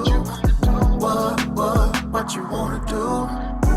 Girl, I thought I told you, been waiting for you to come over, so you can bend it over, cause once I get you home, it's game over. Girl, I thought I told you, been waiting for you to come over, so you can bend it over, cause once I get you home, it's game over. Hey everybody, what's up? It's your boy TJ, and thank you for watching today's video. If you Man, that is a classic. you were one of the first people that like had me do a video, and that was my last apartment before I got my house, man. And yeah, it took me a minute to record it because I'm always self-conscious about recording for videos because I always want to be perfect and this, that, and the third. But yeah, man, you were the first one to reach out like, hey, we're gonna do a video for this. I was like, shit. Like I thought he just wanted music. I'm like, okay, sure, I'll do a video. But yeah, that was dope, man. I love that song. Yeah, man, that is, like I said, anybody ask me, what do you feel like one is your most underrated song? That's the one that I always pull up. I'm like, that song right there, that is still to this day one of my favorite songs that I've done, and you were a big part of that. And I just got to give it up to you on that one, because I was like, I'm going to put this guy in a position to do something completely different than what I've heard anything of his music. Yeah. Because at this point, I've heard quite a bit of your music. I'm like, all right, let me put him in a different bag and just see how I do. Yeah. And you came back swinging. I was like, okay, now I need this guy on my team. That's what's up, man. Yeah, because you've done this a few times, and I'm like, okay, let me see if I could just fill this out. And I'm not trying to force it, but that's one key thing I will say. Even though it's something I haven't done, the instrumental you send me talks to it the right way. Like, you could have easily done that same lyrics and just sent me like this crazy up-tempo beat that had nothing to do, or it didn't match at all with what you were talking about. And it would have been almost impossible to do. But your instrumentals and your beats always line up perfectly. So it makes it so easy to write for it. Oh yeah, because similar to what you said, I always start with the beat first. Right. Like I always have this weird thing that I always tell people that I do is like when I make a beat and I hear it, like the beat tells me what it wants to be. Mm-hmm. Like the beat is like I'm a love song, or I'm a braggadocious song, or I'm a freaky song, or whatever the case may be. The beat tells me what it is, and I just have to respond to what the beat is telling me that it wants to be. And this was definitely one of those songs. When I made this beat, I had no intentions on what it was gonna be, but after I created it, I was like, "This is what it is. Like this is what it is." So I made it what it was, and I was like, you know what? Who is the most left person I could get to do this song with me? And I was like, I want somebody outside of MSM. Because this is what at the time I was doing a lot of outside collaborations at that time. And I was like, I want somebody outside that doesn't do this kind of music regularly. And I was like, you know what? This would be the perfect time to get that Action Jack guy. So I'm gonna call him. And when I saw how you did, I was blown away. And I was just like, all right, this is the moment where I was like, man, I would really want to get Action Jack on my team. Like if Action Jack was part of MSM, we would make a lot of music. I could just tell that me and this dude would just be on it. But at the time I was, and we're going to talk, this is what we're going to talk about earlier. I was like, but right now he has a whole team. Like he has his own team. he got like 3-4 artists. He got his own label, Music Grounds. Like he's pretty much doing the same thing that I'm doing. Like I got music, I got my artist. He got Music Ground and he got his artist. So he probably would never actually be interested in like leaving his team to join my team. It's like, so that's why I never really directly asked you. Okay. I always was under the impression that you had a group. So I was like, you know what? Yeah. I'm not gonna pull him away from his group to like be with mine, but like I really would like that. Yeah. Hey. Let me catch up with the chat a little bit. Thousand Star says, I remember this song. This was the song with the crazy Nintendo reference. Man, I haven't heard this song in a while. Katetsu says, right? Oh, Dark Knight in the building. Thanks for joining us. Thank you for joining us in the chat. We are chopping it up with MSM artist Action Jack on our one-on-one today. And we just played the song Game Over, which was our first collaboration. And it was the one that really like sparked my interest in having you be a part of the team. Then after that fact, you actually started reaching out to other members. Yeah. So music, or they reached out. Matter of fact, I don't even know the story behind this one actually, but I would like to know what is the story behind Streets of Rage. Oh, actually, VG reached out to me about that one. Okay. So VG came to me. He said he had already linked up with Switchbit, if I remember correctly, but he essentially laid out the whole like plan. Hey, it's a Streets of Rage song. Pick a character and reference that character within the song for your verse if you want to do it. He was like, if you don't, that's fine. So I'm like, all right, yeah, for sure. Like I'm always looking to work because honestly, it's still amazing to me that people want to work with me. It's not that I don't think I'm good enough. It's just you don't think people are interested in working with you, right? So you just figure, okay, his music's cool. I'll go about my day. I'm not thinking about collabing with him. So when VG reached out, he talked about Streets of Rage, and he had told me that who he had already selected with was it Axel? Yeah, Axel. Yeah. So he had already done Axel Stone. So he would say, everybody else is free up for game. So do your thing. I was like, all right, cool. So of course I instantly go to Skate. Skate is one of my favorite characters from the Streets of Rage series. And that's what led me into doing research because I've always played Streets of Rage, but once again, with games, 9 times out of 10, I don't really get into the lore unless I'm like really, really, really invested, or if it's just right there on the surface when you're playing the game. But I never get into the lore. So this is when I start figuring out, okay, Skate and Adam and Cherry are all related. And that's when it just started spawning from there. And then, of course, talking about the syndicate and everything that you're going against within the game. And it just really, really put me in a different space because it's rare. I have to research for a verse. It's rare. Usually I already know what I'm talking about. And I might have to look up like a meaning of a word here and there sometimes if I want to use it, but I never have to get too deep in the bag. But this one made me go deeper solely because I'm doing something for somebody else. He came to me and asked me to do this. And I'm like, and it's a reference in the fact of Streets of Rage. I got to know what I'm talking about. Like I can't get on here and like, oh, I skate and skating's fun, and you know, you know what I mean? Like I can't just keep throwing skate references out there, which it would be cool. It'd be a little difficult to do like a whole verse with skate references, but I want to do it some justice. So it kind of got you into the history and somewhat of the lore of Skate and Streets of Rage with Skate and his family lineage, as well as, you know, kind of playing on it a little bit as well and throwing some of my little spins and you know, what you want to entendres in there from time to time. So yeah, this is pretty dope. Okay. And the cool thing about doing these 101s is I actually get to see it from every angle, because next month when we talk to VG, we'll get to get his side of the story on Right. why he chose you to be a part of this song. Yeah, I have no idea. Some background stuff on VG's project in particular, and most of the other artists at MSM. I'm usually not that involved in creating their projects. Nice. Usually they'll just come to me and be like, hey, I want to do this thing. And I'll be like, all right, go ahead and do it. And then they'll just come back later and be like, all right, here's some music. And I'll be like, oh, dope. And they're like, oh, they'll send me a song, but like, hey, I want you to do this particular song, or I want you to do this song. But I'm usually not telling them what to do with their music or how to do it. I usually just let them do what they do. And if they ask for my help, of course, I'll give it to them. But I don't direct them. And VG definitely took it upon himself to like really fully take control of his project. So by the time I heard this song, the album was done. Okay. So I actually do not know anything about like how he came up with it. I didn't do the production on this one. He got an outside producer to do this one for him. And so it's very interesting to actually finally get to hear some of the background of this, and can't wait to talk to VG next month about this one as well. But that's interesting to hear too. Because you told me this when I came on, but I always thought you were like, hey, need you to do this and put this on there and this will sound great. I thought you were like quarterbacking it, but to hear like, oh no, do you? And you know, if you need my help, cool. I was like, oh, okay. Most of the time I'm very hands off. Like I try to be, unless they come to me and ask for help for something particular, like, oh, hey, I want you to do this song with me. Or hey, like for Token on Friends, he literally just sent me that Lost Bars beat and just said, hey, can you do something with this beat? And that's when I just wrote Lost Bars, and he ended up jumping on it after the fact. Yeah. Or like on VG's case, the song that we did together, the Controllers song, I think we did together. And there's another one.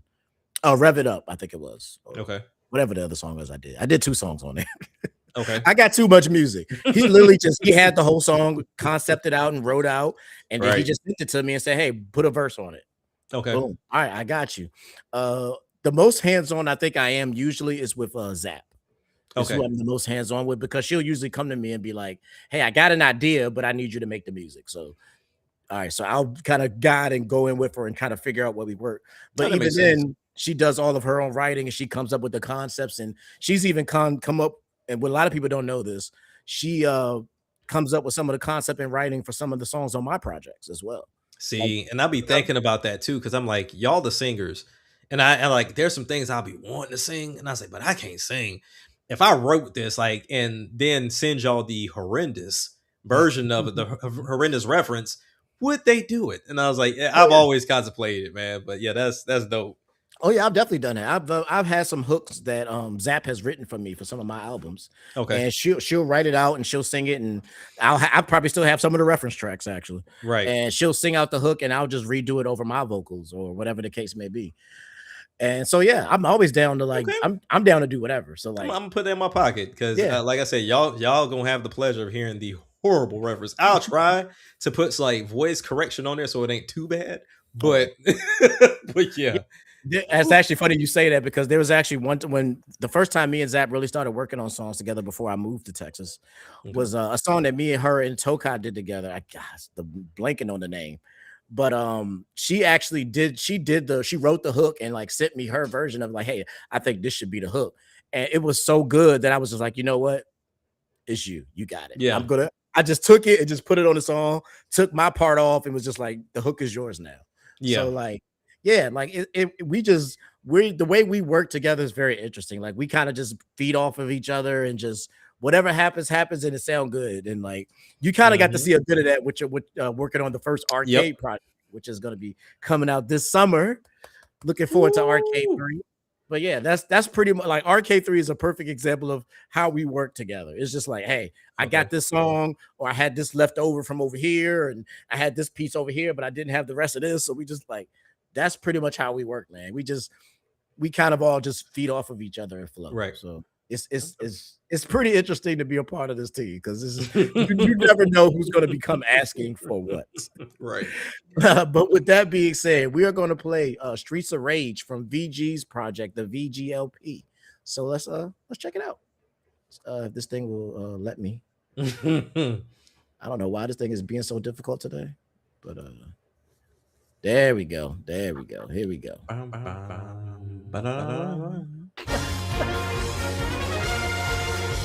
Master Sword Music. Yo, it's the streets of rage, a violent stage, the concrete cage, we all scuff. From the blocks to the docks, ready to go ahead, flare, rock, and sock, yeah. Yo, it's the streets of rage, the violent stage, a concrete cage, we all scuff. Hit 'em while we got the muscle, break out all the shackles, chains and muzzles. Attention, it's Axel Stone, grand upper on you challenges, fist and bones, picked up and thrown straight out of my throne area. A dragon smash hit to your dome, ain't nothing scary. Fighting all these goons, bad knuckles, punch to the guts, watch your backs buckle. Blood from the lips, human honeysuckle, Mr. X appearing, flex the muscle. Stone in the glass house, summon the police, dragon crushed and the punch, ended with Taganese. The pipe rage, master sage, certified beast, don't mess with my block, million D's a week. Between the stone and the hard place, that's all you got. Pack a Glock, knock and say body rock. I don't think my soul in your face other than me. Ain't enough rage in the creek to clear the streets, yeah. Yo, it's the streets of rage, the violent stage, a concrete cage, we all scuffle. From the blocks to the docks, ready to go ahead, flare, rock, and sock, yeah. Yo, it's the streets of rage, a violent stage, a concrete cage, we all scuffle. Hit 'em while we got the muscle, break out all the shackles, chains and muzzles. Skating on the scene with a team full of hard stones and them blazing beams. With consistent dreams to find what I need with these fabulous types of schemes to protect my fam just by any means. Known to be a bona fide hunter with my older bro, giving them bare knuckles anytime they wanna go toe to toe. There's one thing I know, it's any syndicate that mess with my circle of intimates will turn me villainous. So let's go finish this. My bro was on the run with the boys that got them burnt to cherries, while I'm living my life and protecting my fam with my little shot at cherry. When they see the whole fam, man, the boys is getting scary. So hear me clearly, for mine I will do what I must. Rather escape guitars of fist, you know my power is truly robust. Now you see me skating on these inlines, so don't you step out of line, cause then I end your whole grind, boy. Yo, it's the streets of rage, the violent stage, a concrete cage, we all scuffle. From the blocks to the docks, ready to go ahead, flare, rock, and sock, yeah. Yo, it's the streets of rage, a violent stage, a concrete cage, we all scuffle. Hit 'em while we got the muscle, break out all the shackles, chains and muzzles. So call me bro, fuck around and find out when it's just me and you. No bad knuckle, I glove up and I still do what I do. If I got the juice, I tend to you my size 10 shoes. See the beef up on the streets, but I count the turkey meat, cause I rely up on the beat. Listen to the end, hear it wilder than repeat. And when you see my special coming, knock you right about your seat. I go harder than concrete that makes the rage up on the streets. Oops, wrong way, turn around and take a peek. Beat the technique and see you weak and not unique. I make you weak about your knees, I pop your cheek and make you bleed. Matter of fact, dark cab, boy, we see that you peak. You gas yourself up so much, I think you sprung a leak. It's time for me to ignite that flame, proclaim that we are not the same. And thinking that you run the game, but no one knows your name.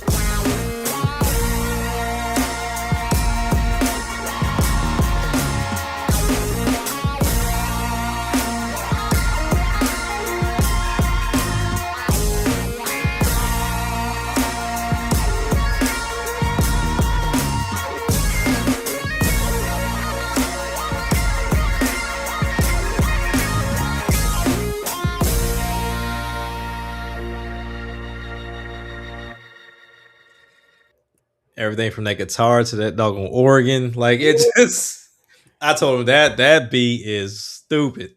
And if y'all know me, I love a good guitar. So when that joint came on, this VG said Jack killed that. Skate for life.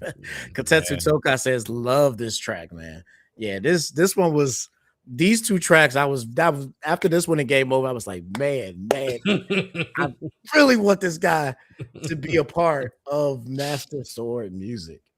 And it was funny how that all came to be and how that whole thing broke down. But it started with I'm trying to remember, trying to get the order, remember correctly. I remember we did a live for something. What was the live for? VG. For VG's project. Mm-hmm. And there was kind of hinted towards it a little bit. And it was just like, hey, man, it'd be dope if you joined. And then it's like, yeah, man, and it kind of just got left there for a minute. It was kind of just, it was always something that was kind of sitting on the back burner. Yeah. And then I remember I came to you. This is when I discovered some more information that I was not aware of. When I reached out to you to do, VG Monk said, you ready for Streets of Rage 2, Jack? Of course. Of course. So you already know. You got to reach out to Shadow too, because that's another one of his. He in that bag with Streets of Rage. Yeah. Oh yeah, me and him got to do something again. I want to do it. I want to bring back that Killer Instinct joint again. So I'm gonna have to holler at him. But I reached out to you to do another track from my my second to last album. Recently, I keep forgetting, Return of the Hero. And it was a song called Unstoppable. And actually, I didn't reach out to you. Actually, well, the funny thing is, I was actually reaching out to you so I could get Jay to do the song. I was like, hey, man, like, because the funny thing is, originally, some more background information is that originally that song was supposed to be me, Thousand Star, and Tokai. But at the time, Tokai was dealing with some personal issues, and that's when I think that was around the time that the California fires happened. Right. And unfortunately, Kotetsu was a part of that situation. So he had lost a lot of his equipment, and at the time he just wasn't able to work. Right. So it was actually Thousand Star who actually came up with the idea and was like, hey, why don't you hit up Jack and see if we can get Jay to do the song? I'm curious as to why he went that route. Honestly, that is something I do not know. I do not. He just in our group chat that we have, he just hit me up and was like, yeah, since Tokai can't do that song, why don't we hit up Jack to get Jay on the song? I think Jay would be a perfect fit for the song. And when he said it, I was like, you know what? That would be a dope idea. Right. So I was like, you know what? I'll hit him up. We'll see what happens. If not, then we'll just figure out something else. Right. So I hit you up and I'm like, hey, man, I got this song that I'm working on for my album. And, you know, I think it would be dope if you could ask your boy Jay to do the song. What's the question? The question was, why did you want Jay to do that song Unstoppable? Because if you remember, that was you who asked me to hit him up about Jay. And I was like, yo, it would be really dope if you could get Jay to do that song with us. And you were like, oh man, I don't think that's gonna be a problem at all. I was like, oh, really? Oh, why is that not a problem? Because, well, I'm Jay. And I'm like, what? How did I immediately decipher he did with all of his members? Yeah. Okay. And I was like, I immediately went back to the group chat with me, him, and Tokai. I was like, yo, did you guys know that Jay and all them dudes it's all him? And we was all like, everybody lost their minds because all of us was under the impression that these were actual people. Yeah. And that's when I was really like, oh man, this dude is on a whole nother level. I got to have him on. And I remember you sent the verse because I remember even after that fact, I was like, all right, so do I put Jay as the artist? Oh yeah, I remember you contacted me about that. Action Jag. It was like he said, he said I also wanted to do a song with DJ Menace because he had my level of hype. Oh man, I haven't used Menace in a while. Menace is a torture to my vocal cords, but yeah, I can definitely do it though. He said, bro, when he told me, my brain blew. Same here, bro. Yeah, we all lost it. And I was just like, all right, this dude is something special. And then you ended up sending me the track for Unstoppable with me, you, and Thousand Stars. So we're going to play that. And then we're going to get into the story of you joining MSM and getting a little bit of what happened after the fact. So we got a little bit more to talk about today. And for those of you who are watching, you might want to hang out to the end because I got two special reveals for future projects So y'all might want to stick around because you might hear something that is going to come out in the future. You might get a little sample from Arcade 3. You just maybe. And you might also get a sample of another track, another single that I'm working on for a special project. So you might want to stick around and hang out for a little bit. So with that being said, we're going to now play Unstoppable and Action Jack, aka Jay, aka Deep, aka X-Man, aka DJ Menace, aka Music Grounds. This was the song that broke that. Now I'm like, all right, now I know it's just him. Now I gotta have him. Now I gotta get this dude on the team. And if you were fortunate enough to hear the first album before I pulled it for audio reasons, Pretty Ricky from Mississippi. I used to do skits out the wazoo, bro, because I'm a big fan of the old hip hop albums that had skits. And so I had like 3 or 4 skits, and it was perfect because when I was introducing Jay and D, that was like the welcome party songs I would do. So I would do a skit and then follow up the song with welcoming them to the group. And that was all on the Good versus Evil album. Got you. Okay. All right. Well, let's get into Unstoppable featuring Thousand Star and Action Jack.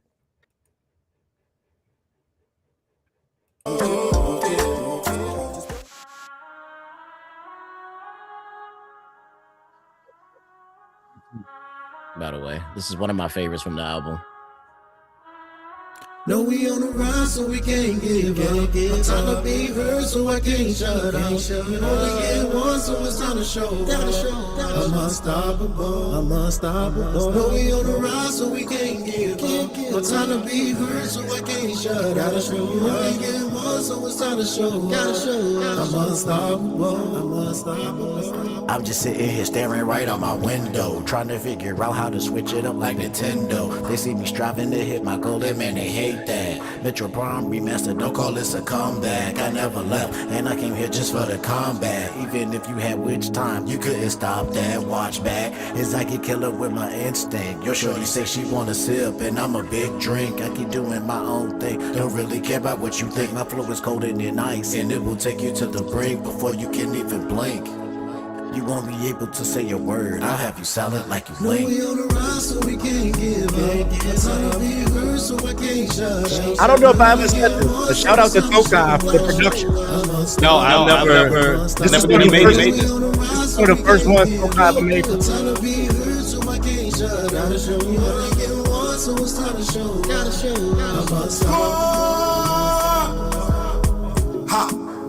My guy. Call me a movie. Lights, camera, action. This ain't a faction. You're my subtraction. Amplified by it all. Fatal attraction. Study the daddy. Since you're minute. It'll advise you lose already. Talk about L's. You aren't already. Took mad pounds off the heavyweight championship. We stay winning. Always on my grind. It's overtime. I don't mind. Mamba mentality. Kobe on his prime. 87 likes from heaven on my final 57. Clouds might be proud of me. I'm listening as off of the properly. We on the rise, so we can't give up. I'm trying to be heard, so I can't shut up. Only get one, so it's time to show. I'm unstoppable. I'm unstoppable. No, we on the rise, so we can't give up. I'm trying to be heard, so I can't shut up. With the whole dark attire on. I'm unstoppable. Yeah, they know I'm unstoppable. Better yet, I'm diabolical. I turn Mr. Hayabusa when I get volatile. I get nasty with the blades. Call me katana when I chop them up in these different ways. When it's me, T, and Star, now you know we gotta be the insane trilogy when we just kill them beats skillfully. Now I gotta crash out. Anytime I get up on these tracks, I gotta spaz out. Taking my time with my craft, I never take that fast route. On my Dragon Ball so this truly is the final bell. Man, I'll always be a classic to my fans, like it's Legends of the 7 stars. See, you got a banger with that boy they call 1,000 stars. So we can't give up. I'm trying to be heard, so I can't shut up. Only get one, so it's time to show. I'm unstoppable. I'm unstoppable. No, we on the rise, so we can't give up. I'm trying to be heard, so I can't shut up. Only get one, so it's time to show. I'm unstoppable. I'm unstoppable.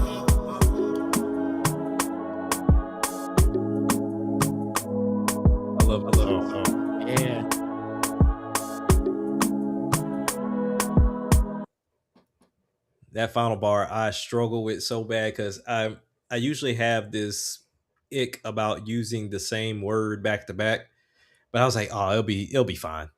Because using Legend of the Seven Star, TJ, you got a banger with that boy they call 1,000 Star. Like I was like, yeah, I had to use that. I love that. That's one of my favorite lines you mentioned too. There's so many funny things about this song and this video in general. The funny thing is the video was like a last minute thing. Like I was at work one day and I was like, you know what? I'm gonna take my lunch break and I'm just gonna go to a park and I'm just gonna shoot. And that's literally what I did. Like there was no plan for this video whatsoever. I just went to a park on my lunch break one day, recorded the video, went back to work. Hey, that's how this joint turned out.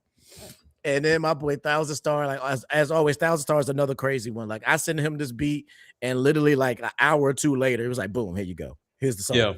Here's your verse. And I was like, cool. And then like we was waiting on the third verse, and then we got you on it, and then I was like, all right, boom, boom.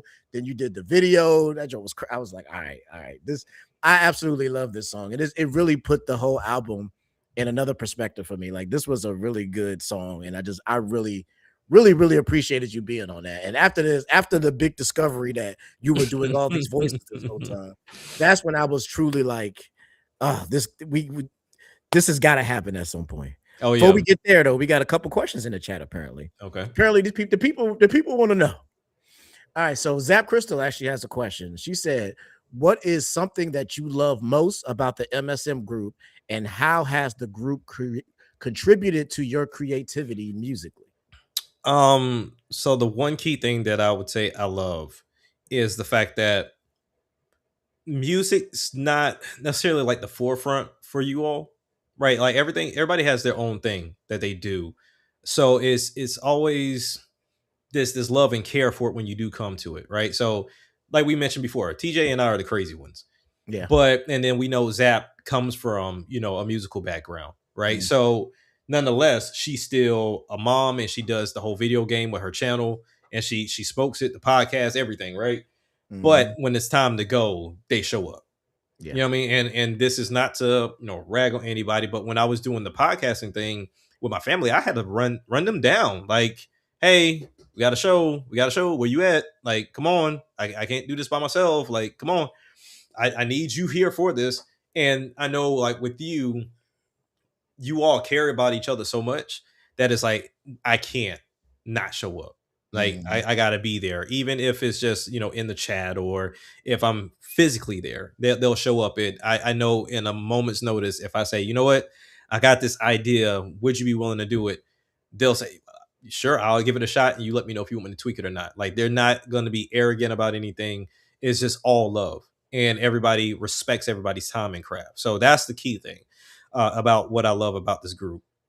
But as far as how it has transformed me creatively, from a creative standpoint, it goes back down to listening to you all's music, because you all have something before I got here. So once again, like I said, when I heard about TJ, him saying, "Oh, MSM," I'm like, okay, it's like whatever, but I didn't know it was a group.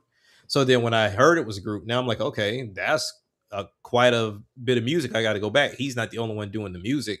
He has people with some type of diverse form and style to him. So let's go back and listen to what you all can contribute and what you've been contributing. And a part of me wants to then present my music in a different way before I approach you. Right. So for my, similar to my brother and my dad, I never would approach them until I felt like I was lyrically at this point. Right. The same way, like with TJ, I'm not really approaching him unless I feel like the beat is where it needs to be. And if my verse is where it needs to be. When it comes down to beats, I really don't like to approach Tokai, because I feel like he'll smoke my boots and like what I'm making, but I still go and I listen to what he's doing, and I'll try to figure out how I can like curate or even outdo him in a way, not competitively, but I'm like, I want to one up Tokai the same way I want to one up TJ with lyricism. Right. Oh yeah, we all have a friendly competition. Oh, for sure, 100%. Me and Tokai have had sessions where we just go back and forth and say, "All right, you make a beat, I'm gonna make a beat. We gonna see who got the." We have beat battles. I can't wait to be a part of that, because that's where I'm like, okay, I can always improve. And also, what y'all shared with me the last time we connected, I'm like, oh, I've been doing this the hard way. So now like I don't have to go and scour and clip and pull it from here and record this and try to make it sound like there's easier ways to beat this path, right? When it comes down to singing, like realizing that the singing that both you and Zap bring, it took me to a whole nother level of like what music I can then venture into. Because it was always me trying to find samples or something in regards to singing. Like I still use loops sometimes as far as singing is concerned, but now I'm like, I can really get into that deep emotional bag, or even I can have some party joint with some singing and some melodies that I want, because there's two singers here now, like that I didn't have before. Once again, we got to Thousand Star. Definitely thought he was just the hype guy, but brother's deep. Like he Right. has something to say. He has more to offer. He has more to give. And I think me and Thousand Star have at least what three or four songs together at this point. Yeah. Yeah, because you did that Unstoppable. Right. He has a joint on. You have a joint on his album. Vision. And And I then think he has a joint on your album. he right? has mine too. Yeah. Yeah, on Rebirth. Yeah. Yep. So we have songs together, and it ramps me up every time. But I think also too, it makes me more creative in a production, as well as as well as a director, because I used to only have to worry about me. If something didn't sound right, I had to fix it. If I needed something to sound something different, then I had to make the change. But I always go back to the Kingdom Hearts song on Rebirth. I had a vision. Tokai and Zap came with something different and made me alter. And I didn't mind altering because it was for the embetterment of the song. So when I made the change, they made me better producers from that standpoint. That's why I had no problem giving them credits when I posted the album for the both of them. So yeah, that's how you all have changed me from a creative standpoint, because now I'm not just by myself or just kind of watching and scoping from afar.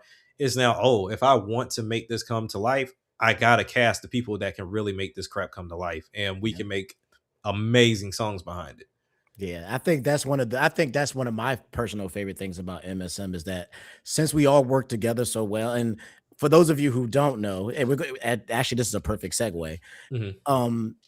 Master Sword Music has always been more than just my artists. Like I don't look at you guys as like, oh, these are my artists. Like Mhm. these are my artists and they work for my label. Like Master Sword Music is always, as you always heard me say, the Master Sword Music family, the Master Right. Sword Music Mhm. family. There's a reason why I say that, because these guys are family to me. Like we've been there for each other in hard times and in tough situations. We've been there for Brother Tokai. They've been there for me. We've been there for each other.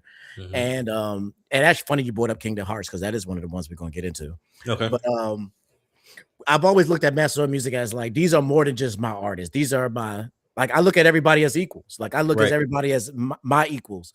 And because there's stuff that everybody always looks up to me as the leader, because that's just kind of how it worked default. That's how But it that works. was never really my intention. It just kind of happened that way. All right. But I look at you guys as my equals, because there's stuff that you guys bring to the table that I don't have. You know what I'm saying? And Okay. you guys make me better. Like for you, obviously, is lyricism. Like you Mhm. really, that's why I give you the nickname Lyrical Assassin, because like when you get into that bag, you just pow pow pow. It's like you will never see it coming. Like you won't see it coming till it's too late. That bar hits you, and you just Mhm. straight up like Assassin's Creed, jumped off the roof and just hit knife you right in the back of the neck. Like it's just, you never see it coming. So like that is a skill that I feel like I've been picking up from you as we've worked together. With my man Thousand Star, he, like you said, he's the one that's like, you got to really pay attention to what he's saying, because Correct. like there's some deepness and some profound thoughts in what he's saying. Yep. And like he brings out that side of me. So when I get into my bag, that's me reaching my inner Thousand Star. And yeah, that's why I call him the hype guy, because he always brings that energy that we always. Yeah. And then my man Tokai is the secret weapon. That's my secret weapon right there.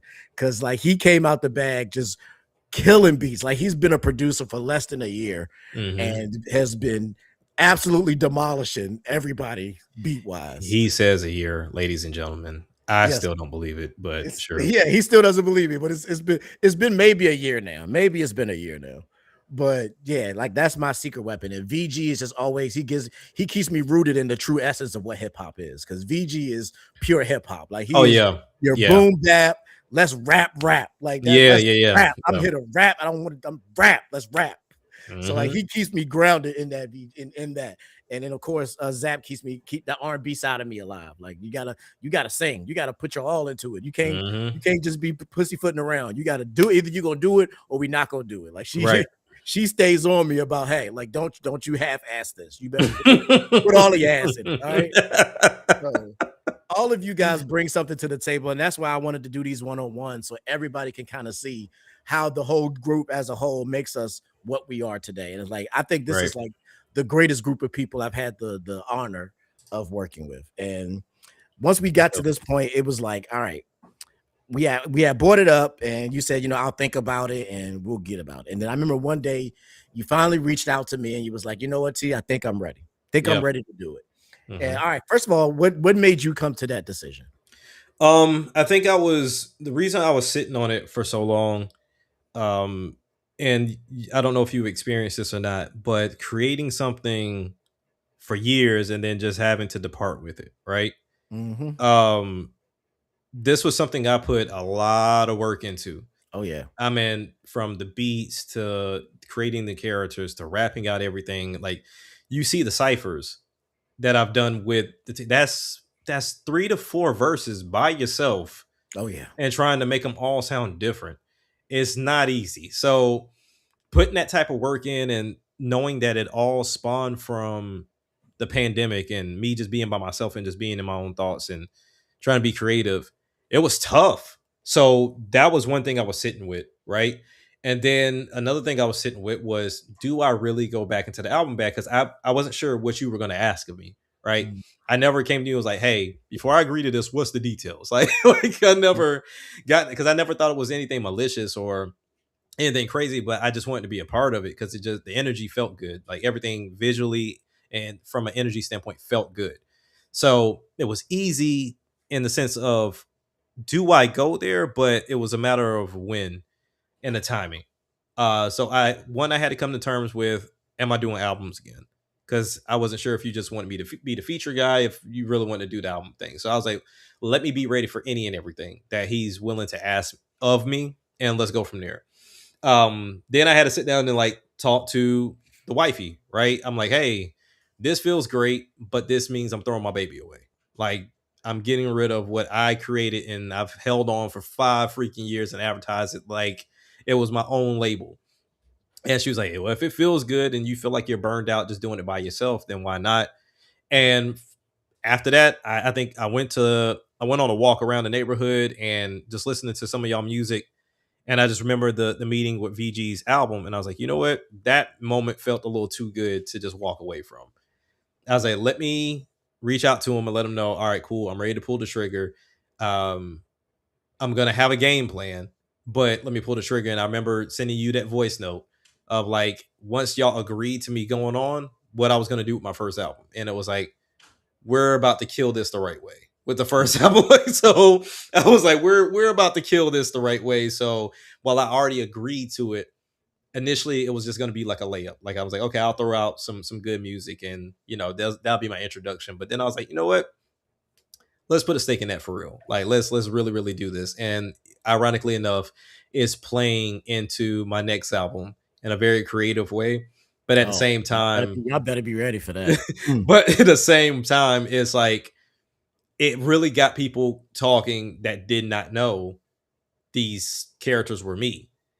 But the way I explained it to a lot of them was, you don't ever question an artist when they're writing a book and having different characters in a book. Yeah. You don't, question anybody that plays a role within a movie. That's not really Denzel. He's playing a character, right? So I'm going to play these characters, but at the same time, let's play this in a very interesting way. So similar to how you came to me, like, hey, I got to get some get back. There were people like, hey, we don't want it like super long, like a Drake and Kendrick thing, but we need to kind of have some like back and forth and some rebuttals. I was like, this is really gaining traction. But ultimately, that's what made me come over, was knowing that from a creative standpoint, you all kind of brought me back into that when I was just going straight singles.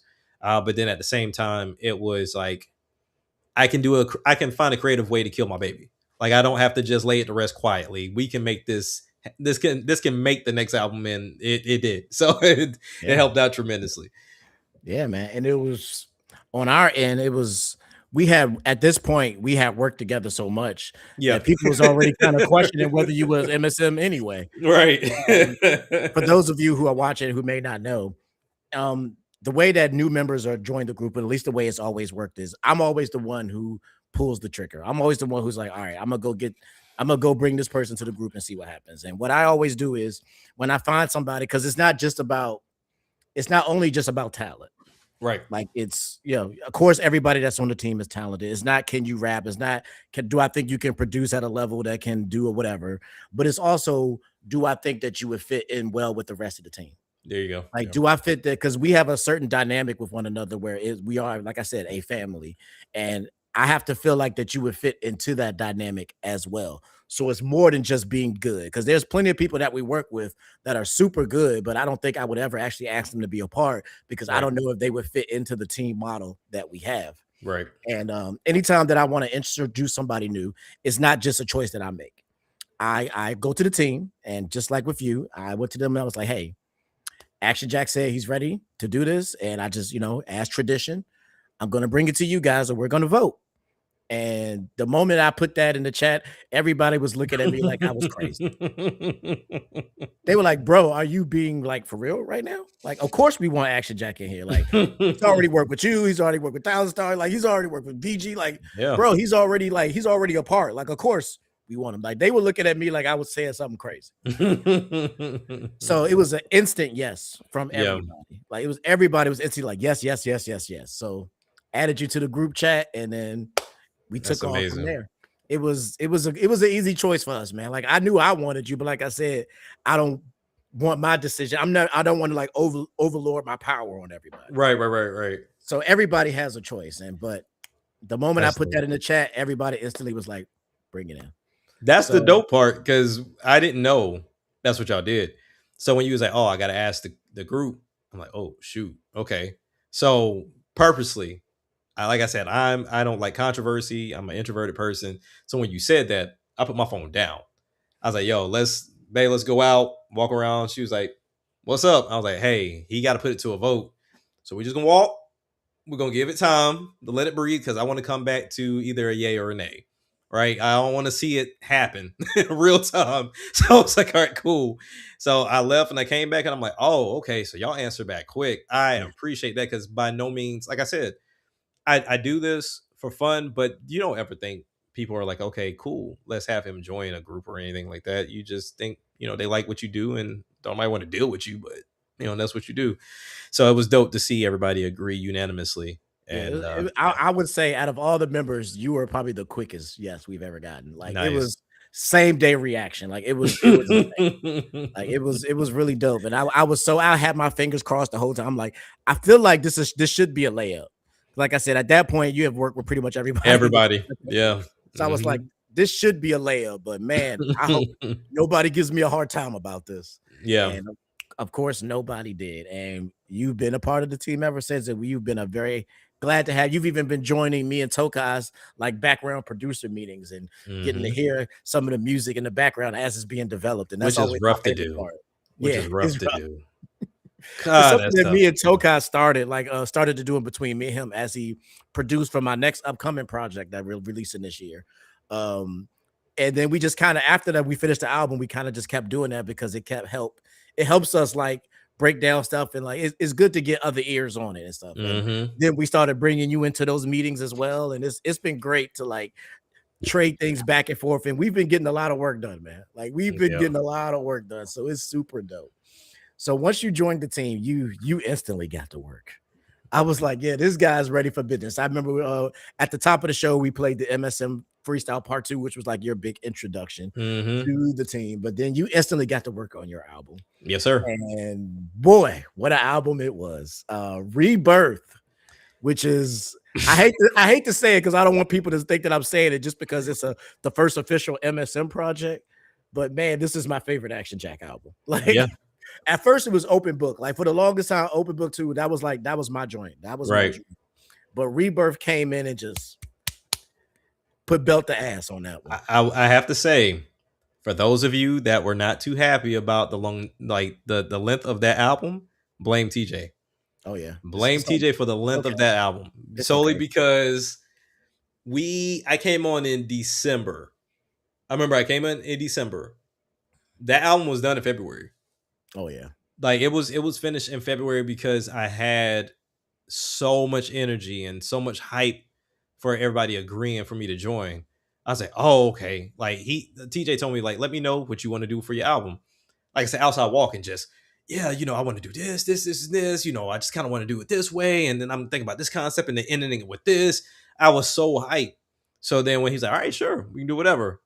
Album finished, and he was like, all right, we're going to drop you in October. I was like, oh. I was like, no, mama, no. I was like, okay. I was like, I can't listen to my own music that long. So as time went along, I was like, okay, here's another song and another song. Did some features. Oh, that one sparked another song. And it just kept going. But nonetheless, even with that being said, this was, like TJ said, this has been my best album. And it still has songs that were cut. Yeah. So. Yeah. Yeah.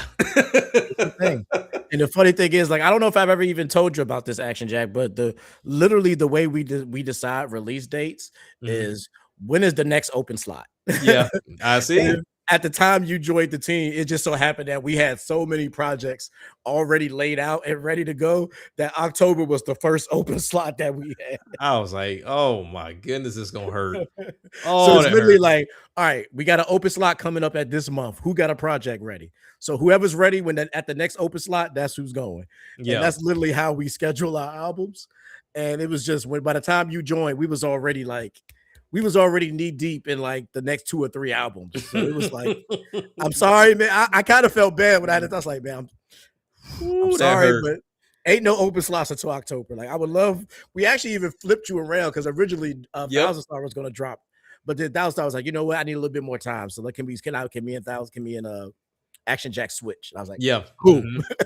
Yep. And that's how it ended up happening that way. But man, it was well worth the wait. And it was, yeah. Rebirth is an amazing project. Yes, sir. I want to go into some joints on here. I'm gonna play 2 of these joints. Okay. Which is my personal favorite, and then one that I think is just encapsulates like your introduction to MSM. Hopefully it's not one that I'm thinking of. Well, the one that's my personal favorite, it probably is the one you're thinking of. Because my favorite, I don't care what nobody got to say. Oh shoot, hold on, wait. I'm getting excited. Hold on, we got to catch up with the chat a little bit. We got to come. The chat y'all been going crazy in the chat, man. I appreciate y'all, man, because y'all been going crazy in the chat. Action Jack, who cares? People been out, bro. I've been looking at the numbers. The people are out. They are on YouTube and Twitch and everything, bro. They going crazy. I appreciate it. Okay. So we got another question from VG. What is a hip hop verse that you heard when you were younger that still resonates with you today? When I was younger. Yeah. There's only a handful of verses that really sit with me. Because while they'll be crazy, sometimes I just let them fly by. If anything, and I can't recite it right now, so please don't ask me. I can't even recite my own verses, be honest with you. It would have to be something from Wayne. Okay. Honestly, the first thing that comes to my mind is was it Dedication 2? Because I was heavy into the Dedication mixtapes. Yeah, they were incredible mixtapes. He's another one that just kind of took my lyricism to another level when I actually got into it. But I will have to, VJ, I have to come back to you on that one because I have to remember what it was. It's been so long, bro. I can barely remember what I did last week. But yeah, it's definitely something I know for a fact that's from Dedication 2 that he had a crazy bar on there. Yeah, one of the things I've always respected about Wayne is that he really breaks convention. Yeah. Like he really, like, the structure of his songs are just whatever he wants them to be. Like everybody usually follows the strict rules. Gotta be all right, verse, hook, yeah, bridge. He's like, I'm just gonna do whatever I feel in the moment. Like I might have a song where I just rap the entire time. I might have a song where it has 2 different hooks on it. Like I'm just gonna do whatever I want to do and how I want to do it. And I love that. I love that about Wayne. He was actually one of the artists to where I was gonna have like the nickname Mr. No Hooks, because I was like, I hate doing hooks. Like I hate doing hooks. So I was like, you know what? All my songs just about to be straight verses, no hooks, or even if I just let the beat play before the next verse come in, I'll be all right doing that. But nah, I was like, with him not being conventional, it just gave me some type of freedom. And it's also similar to the fact of I had a lot of people like, oh, music theory. I'm like, no, I'm not doing music theory. I'm not learning music theory. So I'm just going to do things that sound good to my ear, and I'm going to do it the way that I feel like it works best, and has worked out for me since then. But yeah, if I had to choose something, it's got to be either from Dedication 2 or a slept on album from Wayne, Like Father Like Son. Oh, he wrote some joints on there. Yeah, he wrote for both Birdman and himself, and Wayne got some stupid verses on Like Father Like Son. Oh, because especially like from he got a song, well, we all already know, Leather So Soft. And then also Army Guns, he got one on there that's, oh my goodness, Wayne smoked that whole album. But yeah. That's crazy. We got Tokai said, we are all family, man. I was nervous for my part on that Kingdom Hearts song. Really? I'm not gonna lie, brother, you threw me for a loop. Oh yeah, When I tell you, not expecting that when I heard me the either. cut. I was like, oh, he'll send me a verse, and then I already told Zap. I was like, I thought she was gonna come on like with the heavy monotone singing type ordeal when she was doing hers, but then she came with something totally different. So when Tokai popped up with like a poem, and I was like, at first I ain't gonna lie, I was like, what does he want me to do with this? Like, I have something set up for him to do a verse. I was expecting a verse, and I was like, you know what, real, like just think about this for a minute. So I stopped and I thought about it, and I was like, you know what? Put it at the beginning and do like some poetry stuff and throw the rain in there and everything else. And you and Zap just smoke it from there from a verse standpoint. Oh, and I love the way that turned out too. Yeah, that song is amazing. Yes, sir. We got another question from Miss Zap. Following question would be about your songwriting. When you write, do you feel the pressure in leaving some kind of message / legacy for your audience? This include maybe family or friends. Okay, so there's layers to that question. All right, so from a entendre lyricist standpoint, for sure. Like, I get pissed off when people don't catch it. Like, if they don't catch an entendre I did, and I was sitting here for like hours trying to curate it and make it fit without it being too wordy, and it just like, oh, that was a great song. Like, did you not catch that? Like, I spent hours doing that. Like, I need you to go back and listen to it and catch it. Otherwise, I have to lay it out for you. But then there's like, I have a few songs to where like I have it dedicated to my kids. I have two or three songs dedicated to my wife, and there's like key things in there that only they would know what's going on. There was a song I was gonna do for this upcoming album, but it got a little crazy, and I know if I put that song out or if my parents heard that song, it would just cause a mess of issues. So I was like, you know what, we'll just leave that alone. We'll have that conversation one-on-one instead of it being on music. So, but yeah, I try to insert something, whether it's from like a social standpoint, what's going on in the world, or something else, inside joke that I might have with some of my family, or even like something just lyrically. I just want to really just put myself on lyrical display. Like, it was funny that TJ gave me the nickname of Lyrical Assassin, because there's songs that I've mentioned like, hey, I just want to be a lyrical bully. Like, I just want to be able to play with these words so much so that you're like, man, I didn't even think about that. Yeah. And it plays in such a way. And I was explaining it to my wife the other day, and I was like, how many times can you use the word will in a different context? She's like, what do you mean? I was like, how can you play around with the word will? And she's like, I know I could say I will and then like a will, but how else would you do it? And I won't tell you what my answer was because it's going to be in a verse. But it's one of those things where I was able to flip the word will like 5 or 6 different ways. So it is definitely a testament to, one, listening to battle rap. Like those jokers get this rolling 100%. Oh yeah, that's definitely I can see that. But yeah, I leave messages sometimes. Sometimes I'm just talking, just to be talking. But you can tell songs like Expectations and Daddy Issues and stuff like that. Like you can tell I'm leaving messages for sure. Okay. Yeah. 1,000 Stars says Mentality is one of my favorite songs from your album. Yes, sir. That's a banger. Mentality is crazy. Mentality is crazy. Nino in the building. What up, Nino? I got to do work with Nino, bro. Yeah, Nino. My man Jack said he needs some beats, man. When you gonna hook him up with a beat? Nino PR. I definitely I saw his friend request on Facebook because I'm rarely on Facebook, and I was like, okay, I know this thing. Like I know the name, so I was like, yeah, for sure. That is my brother-in-law. That Yes, is sir. that is Zap's brother, who is an amazing producer. He actually produced my recent single, Gengar. That beat. Ooh, yeah, he's done some stuff for me on my previous projects. We've done some other songs. He actually did one of the songs for my upcoming album that's coming out as well. The Recipe. You've heard that one, Jack. Actually, you heard that one. I heard it. Yeah. So my man Nino, definitely shout out to homeboy in the building, my brother-in-law. With that being said, we're gonna get right into it because we got to start wrapping this up, guys. But we're gonna get into my favorite song, my personal favorite song from Rebirth, which is of course Still Country. Damn it. I knew it was gonna be that damn song. I love this song. I love it. And we about to rock. Let's go. This truly is my second coming. So welcome to Rebirth. Jet.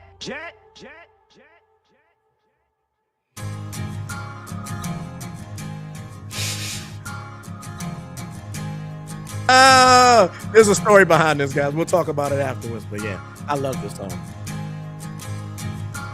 Because I'm a country boy. I'm a country boy myself. All right. I'm from VA, baby. I'm a country boy.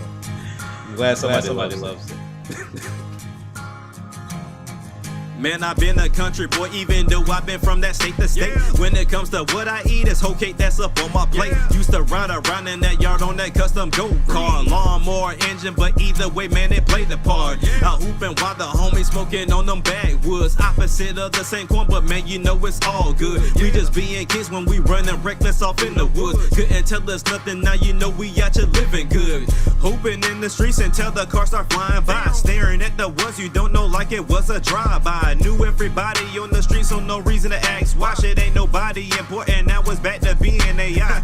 Biking from house to house, either hooping or we out flipping. 20 bikes up in there, y'all, my grandparents was never tripping. 16 years since I moved away, but this still my home pimpin'. Most don't know where I'm from, but from time to time my twang get slipping. Yeah, I'm still country, yeah, I'm still country, yeah, I'm still country, yeah, I'm still country, yeah, I'm still country, yeah, I'm still country, yeah, I'm still country, yeah, I'm still country. Yeah, you know I'm country. Yeah, you know I'm country. Yeah, you know I'm country. Yeah, you know I'm country. Yeah, you know I'm country. Yeah, you know I'm country. Yeah, you know I'm country. Yeah, you know I'm country. I'm a country boy coming straight up out that Coffee County. Reppin' Coppinville, yeah, you know I scream that shit there proudly. Dr. Umar, I hate the fact that most my people playing snow. If you from the country, man, you already know the way it goes. Them snow bunnies will have you dripping different. She might even have you made homie listed as a dependent. Man, you know we ain't tripping. It might be real or just a lifestyle. Either way, you better pray that most don't live just a profile. Missy and Caprices with that John Deere paint job. Most are known to keep it classic cause them boys quick to rob. But the men I know really know how to handle problems. Quick to use that steel to make you steal like they loot hobbs. Man, the country can be sweet like a southern belle, or can chew you up and spit you out and send you straight to jail. Either way, we all find a way to truly excel. That's why when you see me, I always take time to go and yell. Yeah, I'm still country. Yeah, I'm still country. Yeah, I'm still country. Yeah, I'm still country. Yeah, I'm still country. Yeah, I'm still country. Yeah, I'm still country. Yeah, I'm still country. Yeah, you know I'm country. Yeah, you know I'm country. Yeah, you know I'm country. Yeah, you know I'm country. Yeah, you know I'm country. Yeah, you know I'm country. Yeah, you know I'm country. Yeah, you know I'm country. Yeah, I'm still country. Yeah, I'm still country. Yeah, I'm still country. Yeah, I'm still country. Yeah, I'm still country. Yeah, I'm still country. Yeah, I'm still country. Yeah, I'm still country. Yeah, you know I'm country. Yeah, you know I'm country. Yeah, you know I'm country. Yeah, you know I'm country. I'm cutting that off right there. I need a remix, bro. I need a remix. Hey, you're more than welcome, sir. I need a remix. I need to hop on this joint, bro. I would kill this. I want to talk that country talk. Oh man, I love. Soon as when I finally got the final cut of this album and this joint came on, I was like, "Whoa, what is Jack on right now?" And I loved. It wasn't supposed to make the cut. It was. I'm glad it did, man. Because honestly, I needed something else to put on the album, and once again, this was a rebirth, like reintroducing myself. And obviously it didn't work because Zap still thinks I'm from the East Coast somewhere. So it, it obviously defeated the purpose. Then so it's but no, it came together well. As much as I say like I don't like it, it came out better than what I thought it was gonna come out. And like I said, I had been on like a Shabuzi kick for a minute. That makes sense. Yeah, I sampled his song. So Tipsy. I sampled that one. Okay, yeah. So I sampled it and took the guitars from there, and then I threw my own fiddle in there, and I tried to mimic like the whole like hook he did, but just with only my voice, of course. Yeah, I mean it came out cool. Like I said, I had a video idea for it, like going back home, but the album would have come out before I went home. So for those of you who don't know, I'm from Enterprise, Alabama, like in Huckbuck, middle of nowhere. Oh yeah. So it's dope that people liked it, but that by no means this really goes against like me lyrically. Like, hey, I want people to pay attention to like the lyrical stuff, but then people vibe to this. I'm like, God damn it. All right. Thousand Star says that country talk. Nino PR with the fire emoji says still country goes hard on those verses. All right, man. All right. I'm telling you, bro. Welcome to the world of our MSM fans. All right. People will always fall in love with the songs you don't think they're gonna fall in love with. That's why I'm like, I don't know if they'll like. There's like one or two songs they'll like from the new album because the new album is so deep in what it is. Like, there's not many upbeat party joints like that. Like, it's not. Yeah, but you'd be surprised at what our fans will click with. Let's like see. for me, the most interesting thing that I always thought is that back in a few years ago before I came to Texas and got with my current wife and changed my life around. Mm-hmm. My previous songs, I used to do a series. I had a series of songs that I did about depression. Right. And I was dealing with a really deep bout of depression at the time. Okay. And for some reason, those songs, I had like one song that did that on like my first 3 albums. Okay. And for some reason, those songs always blew up. And I was just like, why is like really like the depression song? Like that's right. Not the Rumble Pack, shake it, shake it, shake it. I right. Thought it was like, that one. It's the depression song. Like our fans are very unique. Our fans are very unique people. Well, maybe I'll tap into a different group with this next album then. Oh yeah, you'll see. Sure. You'll see, man. Okay. We got people that like a lot of different stuff, man. They will always pick the song that you will not think that they will pick. I see. Oh man, getting into more of this. The other song that I wanted to highlight is the one that we've been, we talked about quite a bit, and it's one of my other favorites on this album as well. And this is the one featuring Miss Zap Crystal and my man Katetsu Tokai. Key to My Heart. This one is just special to me. When I heard this one, that's when I knew that Rebirth was going to be something special. Yeah, I was like, this song lets me know that whatever the rest of this album is going to be worth it, and I can't wait to hear this project in its entirety after I heard this song. Still Country is just that one that I just put on when I'm in the car and I'm on my way to work. I need something to hype me up. I'm gonna put that Still Country on. But like when I want to hear some rap and when I want to hear like I want to get deep and like just go crazy, like it's Key to My Heart. Every time. Like that one is that's the like I said, that's the song that let me know that this album was gonna be something special. So if I could change one thing with the song though, no matter how great it is, if there's one thing I could change about this song was to take out that loop for the hook and then have you and Zap sing that hook. Like come up with a hook and sing that hook. Ooh, don't think because this hook in a way still kind of bothers me. Like it works, but to me it feels forced a little bit. Okay. Because I didn't have a hook. I like I said, Mr. No Hooks. Like I've gotten a lot better being around y'all as far as hooked is concerned. Yeah, I've used the change. Yeah, it's worked tremendously. But before, I couldn't come up with anything. So like this worked, and their vocals sound fine. It's just I if I had to redo this, I would put you and Zap, and then also I would reach out to Goddess with a Pen. Oh yeah, I would have, because I've been listening to some more of her stuff as well, and yeah, I would have done this different. Now the verses, the hooks, all that's fine, but it's the hook that keeps bugging me when I listen to the song. I can feel that. I can feel that. All right. Well, with that being said, we're going to get into Rebirth, and then after that, we're going to talk a little bit about Three Kings, and then we're going to get ready to wrap this thing up. Yes, sir. And like I said, stay tuned because we got some surprises in store for you guys. So with that being said, let's get into Key to Mark. This truly is my second coming. So welcome. Rebirth available now on all streaming platforms. Go check it out. Jet. I roam this world with a purpose that's not my own. All I see is black roads on this road that I decided to go so I could find a piece of something that I once owned. My emotions are empty as I wield a weapon that wasn't forged by anger, but from nothingness. But my memories are still intact of a life that I once had. I remember happiness, sadness, love, anger, but I don't remember what that felt like. All I remember is what it did to the people around me. My loved ones that I once held dear, that were my sword and shield against things that I once feared. I dream of a straight drop that distanced myself from my goal. Now I wear a black-clad robe under an organization that holds members that are just like me.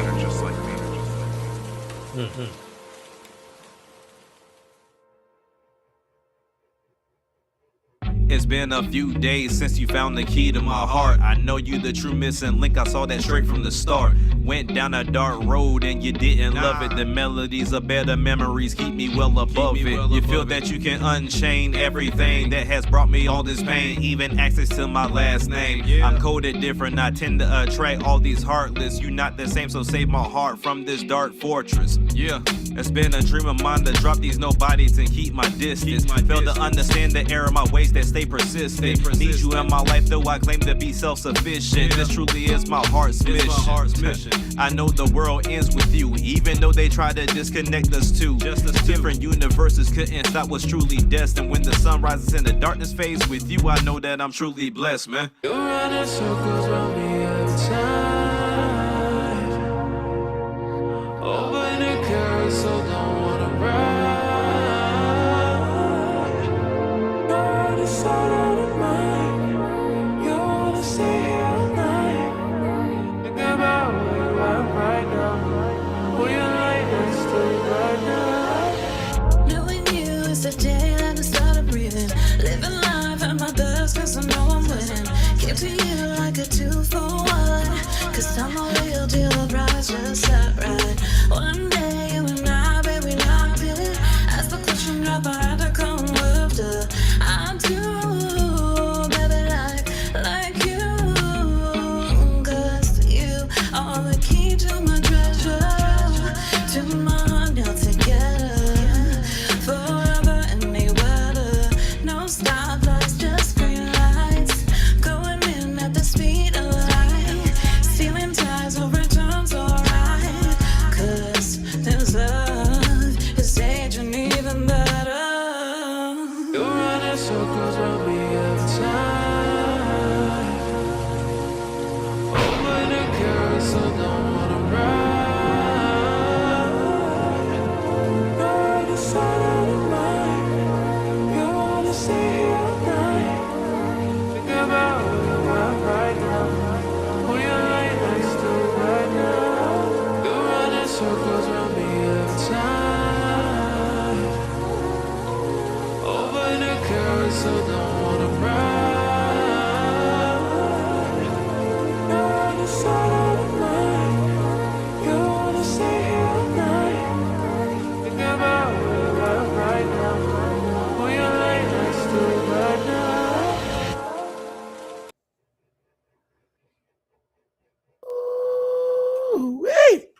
Wow. You, man. That was special. And it's moments like that that make me really love what I do. Like it makes me love Master Sword music as a whole. Like didn't even have nothing to do with me. I wasn't involved in this at all.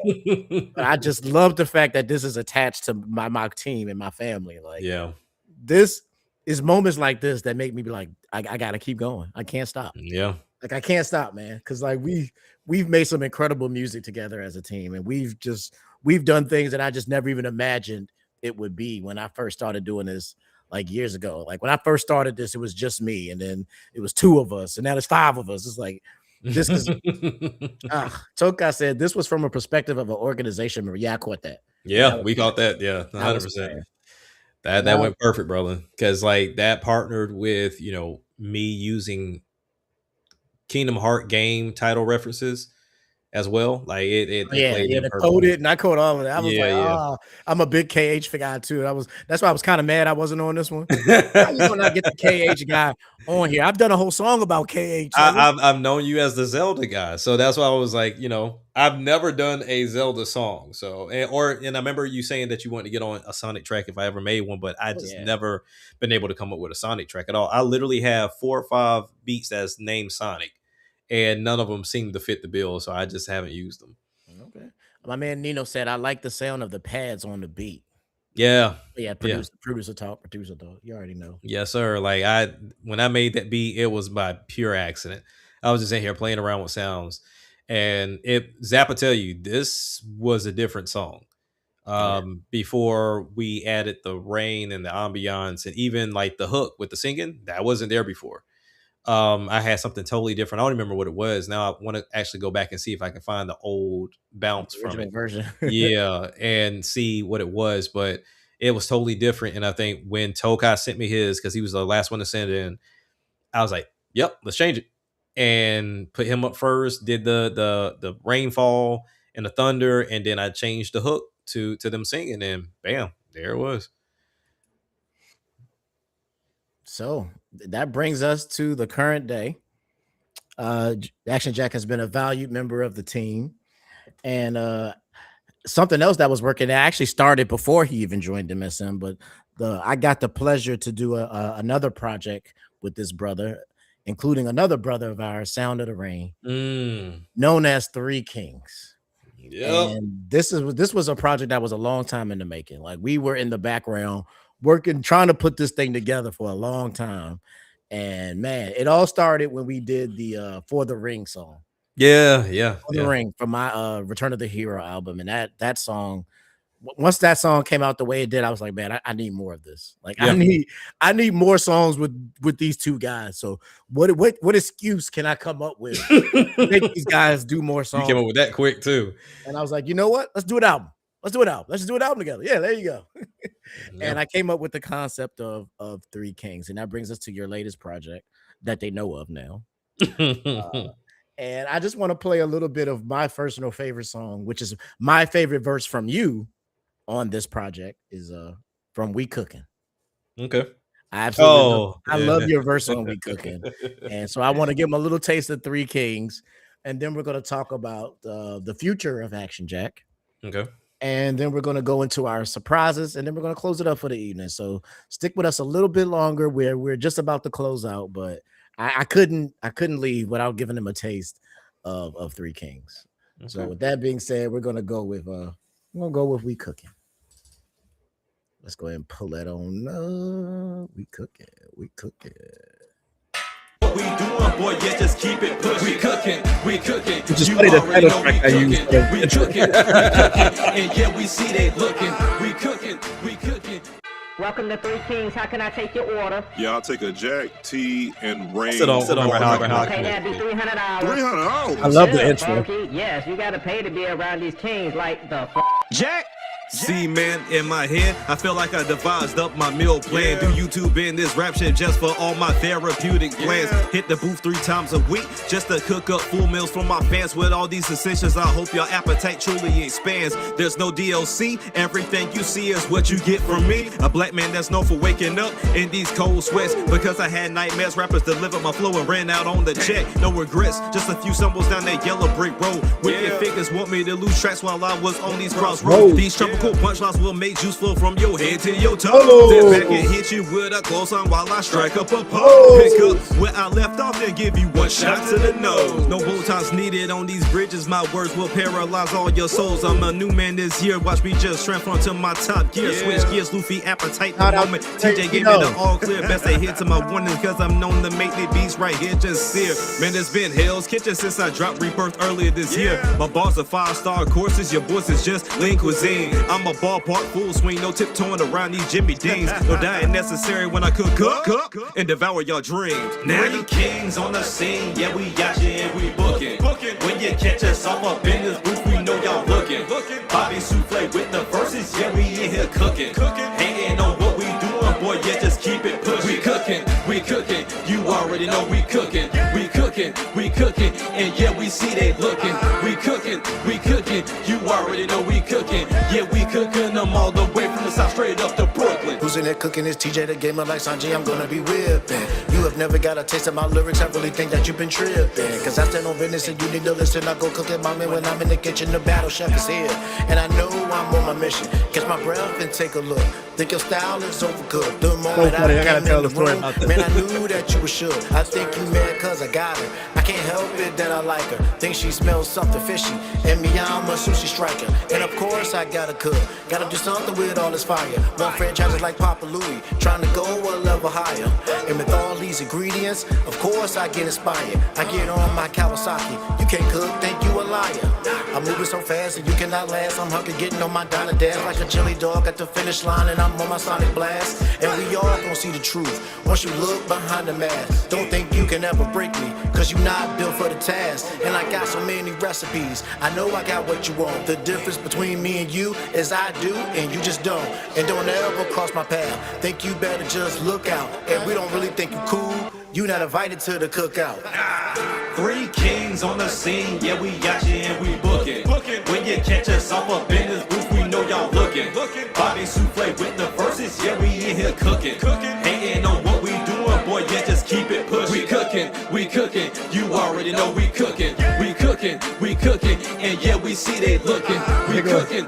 Go to killer. You already know we cooking. Yeah, we cooking them all the way from the south straight up to Brooklyn. Who's next to bat on the track? Give me that microphone. I'm approaching the store down the dash. Got my apron on and you know what's set pack. Cause I'm ready to cook, but you didn't know that you next on the menu. Drive through, no stepping in the venue. Park the car, no need to continue. Super official, got a 5-bar day with a review. Consistency, how I gain props. When she see the kid, it's sad to say, but your dame drops. I keep to myself, I honestly don't maintain ops. But if you want, then I'm turning you into lamb chops. Let's stand up. Got you looking like food to me. A Burger King, leave a murder saying good to see. Your Chick-fil-A for a nugget, could you be? Running to never for the bread, you shouldn't be. Cause I'm a star for the bus, going hard for a cut, a little bit of the money, we gonna all split it up. AJ, TJ, and the sounds in the ring, 3K, y'all really know we hard to touch. Now with Bobby Flay, Hot Grenade, Paula Dean, Gun Machine, got Fietti, Mama Machete, King the Cook, you isn't ready. Eminem, my spaghetti, slash your dreams, something like Freddy, smashing burgers, call me Freddy, change you up like mozzarella, drive through like Sonics, but watch it when I up and squeeze. More machines and Chuck E. Cheese, tougher than some dungarees. You don't want know me, and you can't see my squad. Man, we done 8 on this track, forgot to say my grace to God. Father God, we thank you for this food that you have placed before us as we have cooked these whack MCs. In Jesus' name we pray. Amen.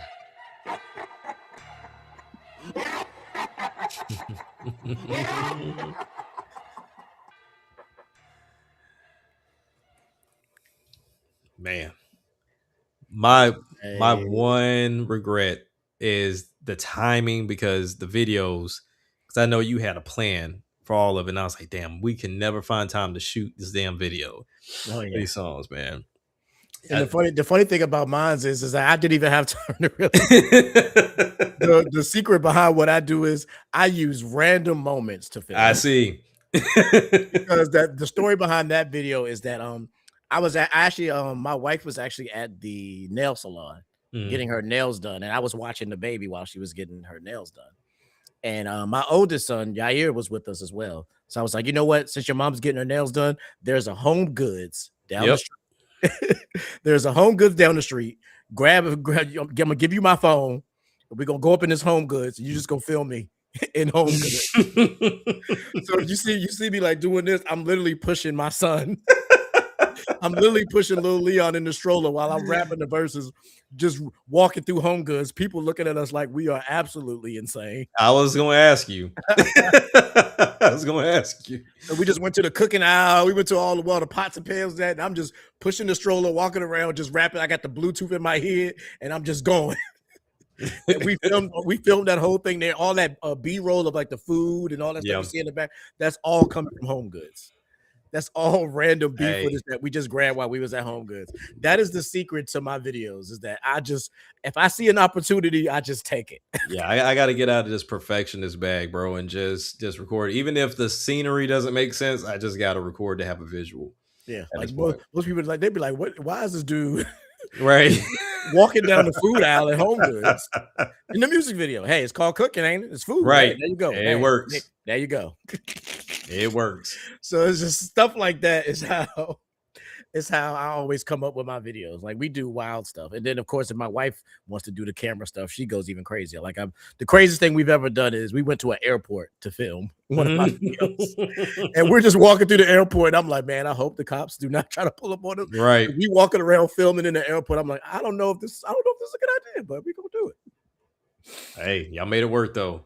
Yes, we did. We've definitely made it work. And that brings us to where we are today.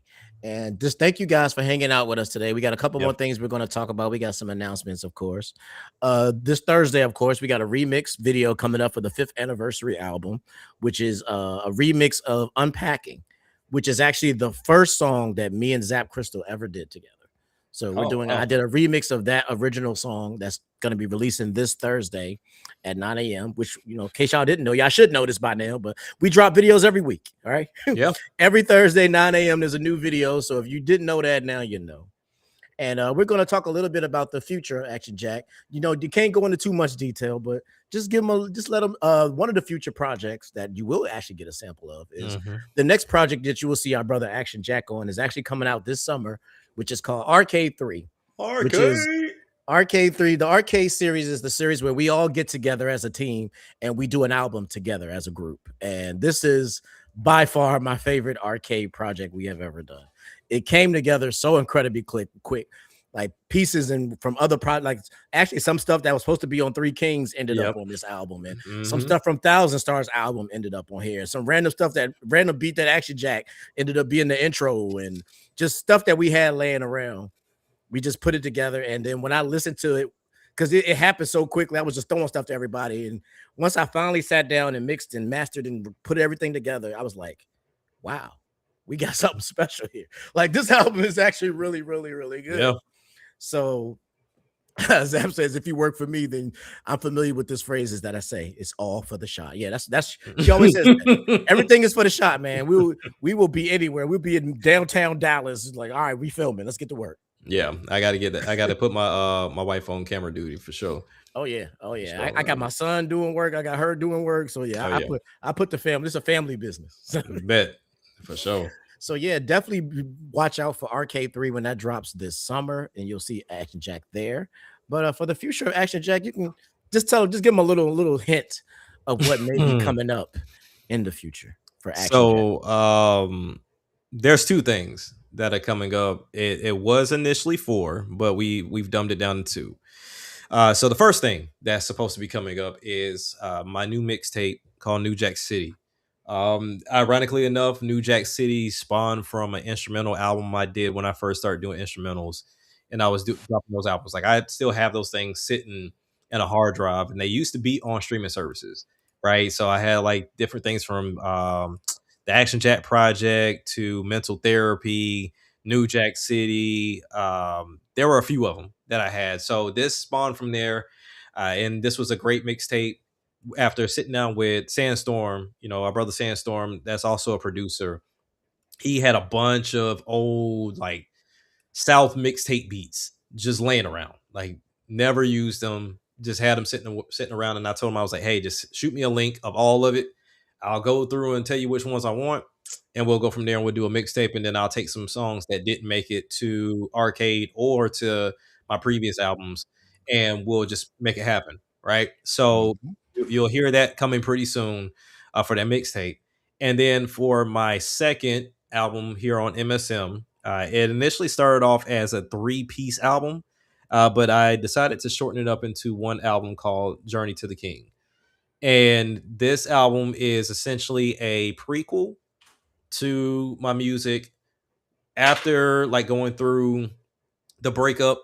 It's kind of like disbanding MSM. I mean, Music Grounds label, and then the aftermath of actually becoming king. Hence the precursor to Three Kings, of like being a king after that. And I'll spare you the details for right now, because there's still some things in the works, and we're still changing and moving stuff around.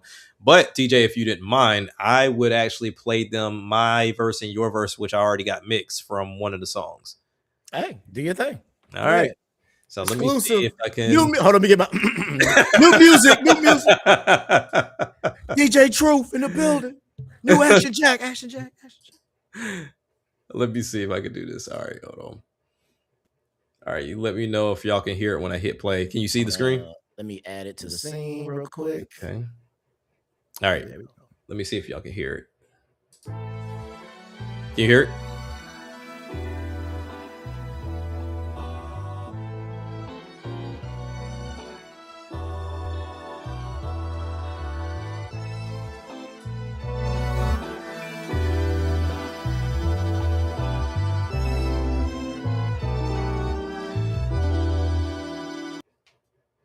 Jack. This life is overpriced while giving you decorated BS like a new Benz. Your success depends on hopes that's slimmer than them wheat thins. Watching y'all cash flow come from them cheap trends. See me strumming through this life, rocking and rolling to some new ends. They asking me why do I think the world fell apart? Cause people fell out of love with God for a celeb, which gave that change of heart. But played stupid when they blessings fell apart, while chasing the next man's pockets and watching his blessings blow up on that praise chart. It's crazy, we have different definitions on what's being rich. I'm no Paul George or LeVest, my pedigree switch up without a hitch.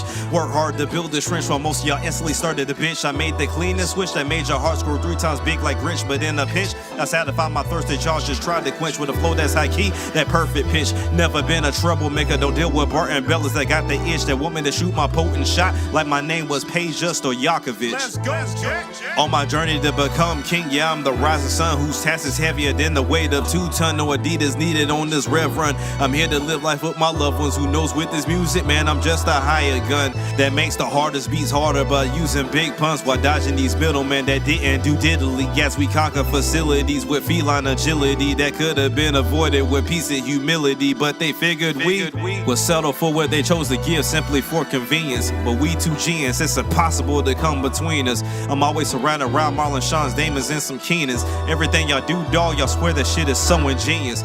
But the work we put in is timeless and it's so seamless. Regardless of your efforts, bro, you can never demean us. We no longer walk around this world with our minds dreamless. We're not seeking substance to give us life like a new fetus. I've always been told that loose lips will sink ships, but I've known clout chasers loose lips to be around them dick tips just to survive another month off them weak copycat clips and chasing new pussy round town just like it was some catnip.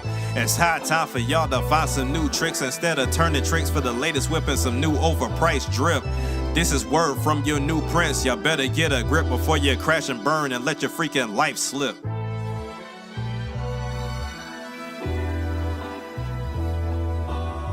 I may even have a surprise for you, as into what this part's going to be before yours come up. Because I know you put something here. I took it out because I have something in mind I'm going to put right here. Okay. Yeah. And hopefully that person don't tell you. I've been holding back so long, now it's time to go strong. Everybody wants a quick fix, but life is like a marathon. Scrolling to your doom, media's become the social norm, but leaves you with no substance when in the time of a heavy storm. Mental health is on a decline, nobody seems to care, especially with us men crying silently, and it's not fair. We need elevation and conversation in a real life. I had to think twice, look at myself and get right. As God as my witness, gonna find a path to inner peace. So I gotta change my thoughts and convert that to better speech. speech. Not trying to preach, just outreach. Give my thoughts a place to exist. Temptation comes in many forms. I just chose not to endless. I was born a male, that doesn't mean I'm toxic. And I can't see the future, not claiming to be a prophet, but I see a long road if I travel with a heavy load. So I learned that in life, there's some things you gotta let go. Just giving you insight on what works for me. Don't have to follow it, but if you can set yourself free.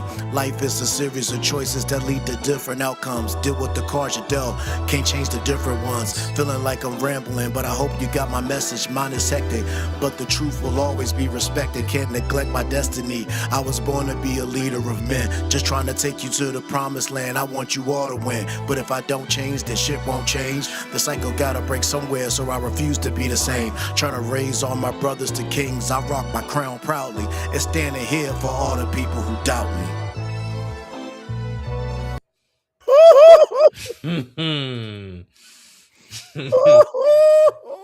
So, for those of you that are not in the know, and I also can't reveal something that TJ don't know, but he does know that Rain is supposed to be on the track as well as Tokai. So Tokai is on there because you remember he said it. So Tokai is going to do the introduction. Oh yeah. To the song, because the song is centered around, and it's called Royal Hires, because this is kind of like when we were princes before we became kings. So he'll start it off. I rap, somebody's there, then TJ, then somebody else is there, and then Rain will go. So it's gonna be very interesting because I have yet to reach out to these two individuals. I have a feeling they have no problem doing it, because this is their opportunity. One does like the poetic stuff. The other one I have never heard do poetic stuff, but I'm curious to see how they present you, because the whole thing was centered around Tokai presenting me, then this person presents you, and then the next person presents Okay, Rain. I can't wait to hear. Okay, because we're coming from three different kingdoms, if you will. So I have a representative, which would be Tokai. You have a representative, and Rain has one. So I'm very interested to see who that's going to be. Yes, sir. I think the chat likes that. I think the chat was feeling that one. Yeah. Yo, this Tokai says, "Yo, this is crazy, bro. You killed it, Jack." Nino with straight fire emojis. Trey Vito said, "Yo, this song is hard." Lewis Girls, shout out to the Lewis Girls. What's up, Shawties? With the fire emojis in the track. Nino PR says, "Oh my God, bros, you went insane on this track." And Thousand Star says, "I am motivated." Brother, yeah, I will say, this is what I was talking about earlier in the stream. If you were here, while I said he sent me something, I was just in bed and I was like, you know what? I'm gonna lay in bed and I'm just gonna write. Yeah. And I just started writing out random thoughts in my head, just boom, boom, boom, boom, boom. I was like, you know what? Got up out of bed, got in front of the computer. It's like, you know what? I'm gonna turn this into a verse. So I got up and I started put the beat on and I, made it all fit into a verse. And it was just like smoked it. It was freaking smoked it. So I can't wait, because I know Rain is gonna kill it. You know what I'm saying? Anytime he was like, hey, he told us today he had it written. Oh yeah, he said he was gonna work on it. He said he's gonna get it to you this week. Let's go. Yeah, so he gonna get it to this week. I'm gonna get it mixed, and then once he's done, that's when I'll go to the other two, because I don't like asking and then having to make them wait. So it's like, all right, cool. Whenever Rain finishes his, that's when I'm gonna go to Tokai and the mystery person 1 and 2 and say, hey, y'all are the representatives of Prince Jack, Prince TJ, and Prince Rain. So present it as such, as like the what would the title be for that back in the day? Not like an announcer. I feel like they had a name. I know what you're saying, but I can't think of the name. Yeah. Because I don't. Jesters are not the announcers. I can't think of a name. So I'll get the proper term. I'll look it up. But it's pretty much like the liaison and just kind of announcing, because Tokai will have a way to say, you know what, this is who he is, and then that person will say, TJ, Prince TJ, hire from da da da da da, blah blah blah blah blah blah, and it'll turn to a whole thing. Same thing with Rain, to really make people understand, like, they're princes now, but we heard 3 kings already, but this is just the precursor. And then prequel, baby. Yeah, so that's where we're at with it, because like I said, it was supposed to be 3 separate albums. It was supposed to be Jack, Prince, and King, 10 songs apiece, dumbed it down to 15 for Journey of the King. So essentially now it's going to be 5 per. So you'll have 5 of Jack, 5 Prince, and then 5 of King. And yeah, like King is the one I'm holding off on. Like I haven't touched King yet, but for the most part, Jack is done. Prince is somewhat done, but yeah, I'm waiting for King. So yeah, it's gonna be dope, man. Yeah, and as you can see, Master Sword Music has been working, bro. We've been putting in that work, and like I said, currently right now we have His Queen, Her Hero, which is me and Zap Crystal's joint album, which is currently available now on all music streaming platforms, and the videos will be dropping up until the release of Arcade 3. Which is the 3rd collaboration album of the Arcade project. And I wanted to, if you're free, you want to go. Oh, yeah. We're not working right now. We're in the middle of a live stream. Okay. It's not time to work. Hey, back to you, Lewis Girls. Thank you for coming. We appreciate you. We are about to wrap things up here, but I wanted to give you guys a little update of what we're doing. Like I said, this Thursday, new video as always.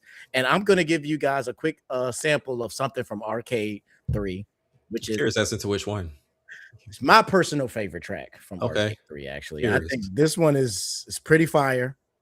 And in my opinion, it's my favorite track from the project. And it features most of the members of Master Sword Music. This is a song that I call Game Shark. Oh, okay. And I'm going to give you guys a taste of what we got for Game Shark to get you hyped for Arcade 3 when it drops. This is definitely a summer project. So with that being said, I'm going to let you see Game Shark.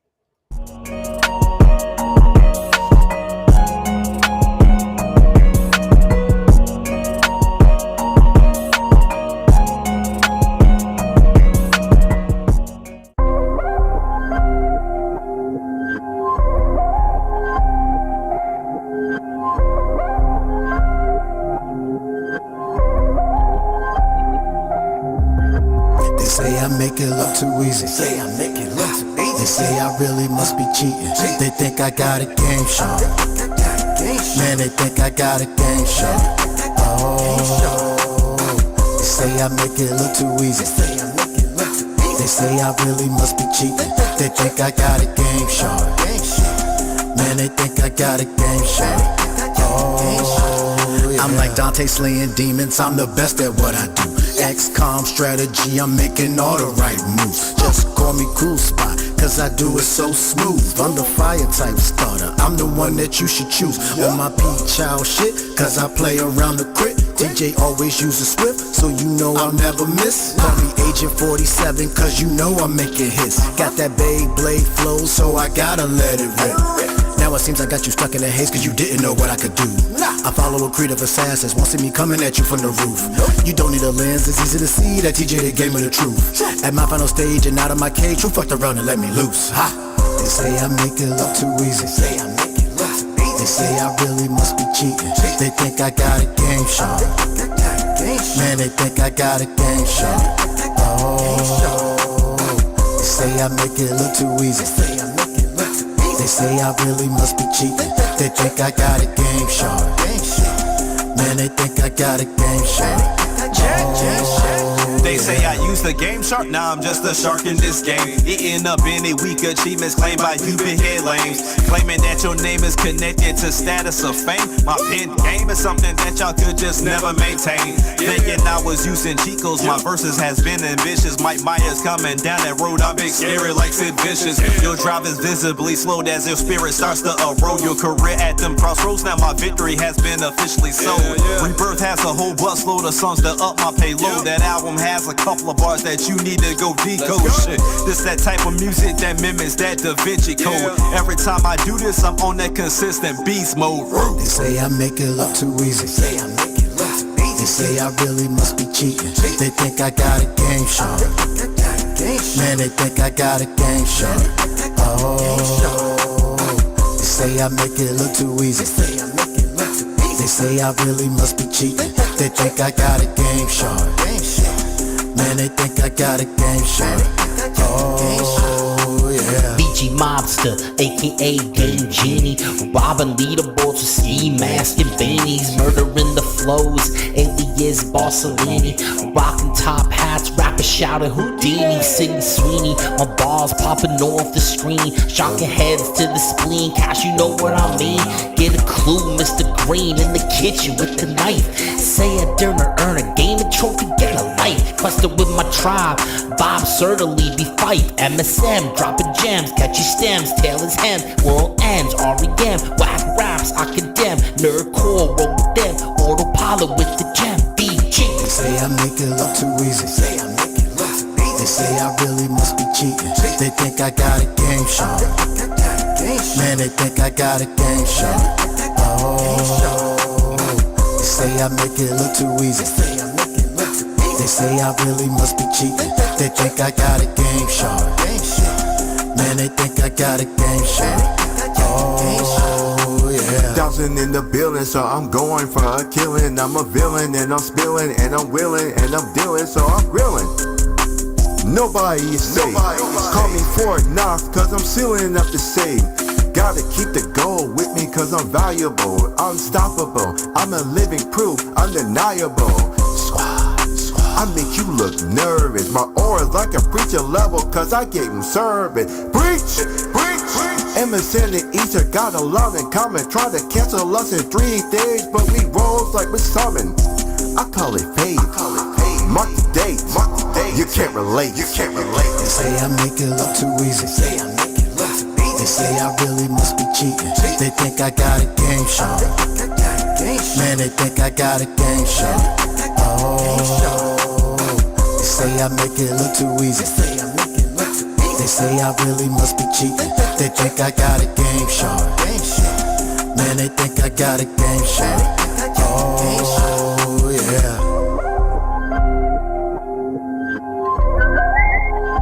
Exclusive Arcade 3 coming this summer.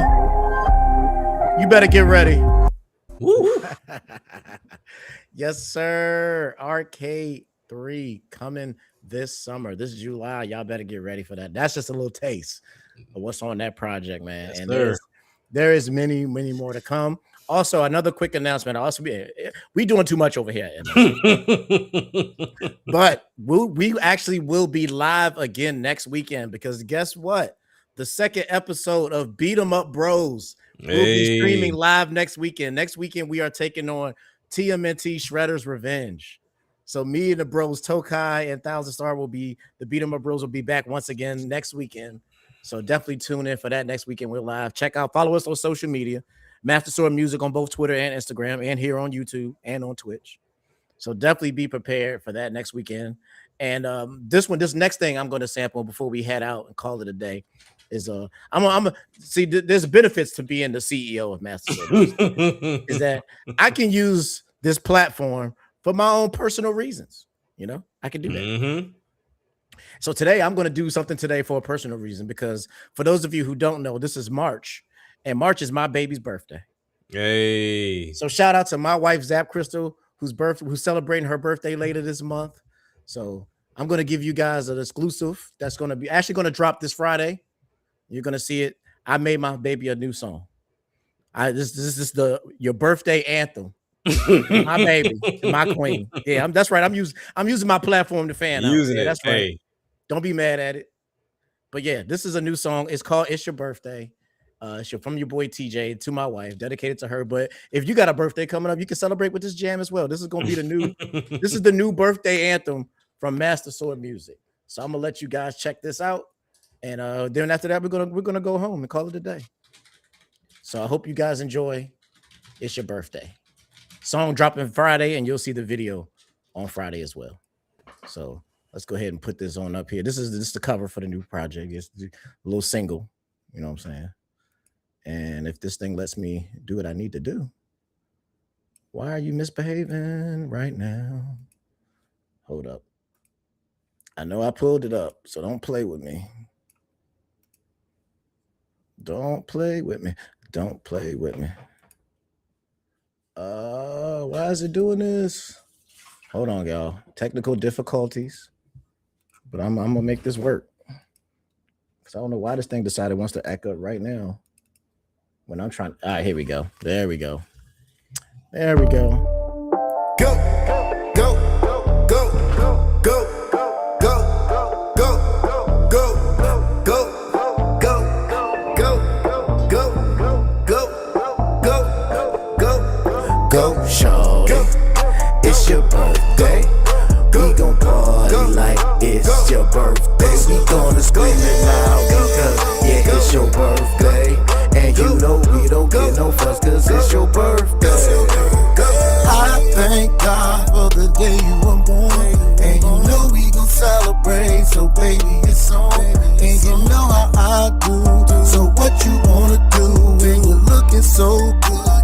thank your mama too. Anything that you want, you shall receive. And when I get you home, I'ma give you what you need. Cause I know for my baby, I'm going crazy. And if they ask me why, because it's your birthday. Go, shorty, it's your birthday. We gon' party like it's your birthday. We gonna scream it loud because, yeah, it's your birthday. And you know we don't get no fuss cause it's your birthday. You know we don't get no fucks cause it's your birthday in this bitch. So you know we bout to party, so let's turn up and get lit. You must be out your mind if you thought I would forget. Got my aimbot set cause you know I don't miss. As soon as the day come, you know that it's going down. Shit, we don't even have to wait, we can celebrate right now. They gon' probably say I'm crazy because I wrote you a song. But if loving you ain't right, then I guess I'm just wrong. I'ma give you all your flowers for the whole month long. For your day I'm going ape shit, call me King Kong. I'm just a good husband, I'm just doing what I'm supposed to. My beautiful butterfly, I call her Mariposa. Go, shorty, it's your birthday. We gon' party like it's your birthday. We gonna scream it loud because, yeah, it's your birthday. And you know we don't get no fuss cause it's your birthday. Let's go. Y'all already know what it is. It's my baby birthday. So I had to do something. Let's go. It's your birthday. It's your birthday. It's your birthday. Shawty, it's your birthday. It's your birthday. You know it's your birthday. Don't get no fucks cause it's your birthday. Shawty, it's your birthday. We gon' party like it's your birthday. We gonna scream it loud because, yeah, it's your birthday. And you know we don't get no fuss cause it's your birthday. Yeah, so check that out when that drops on Friday.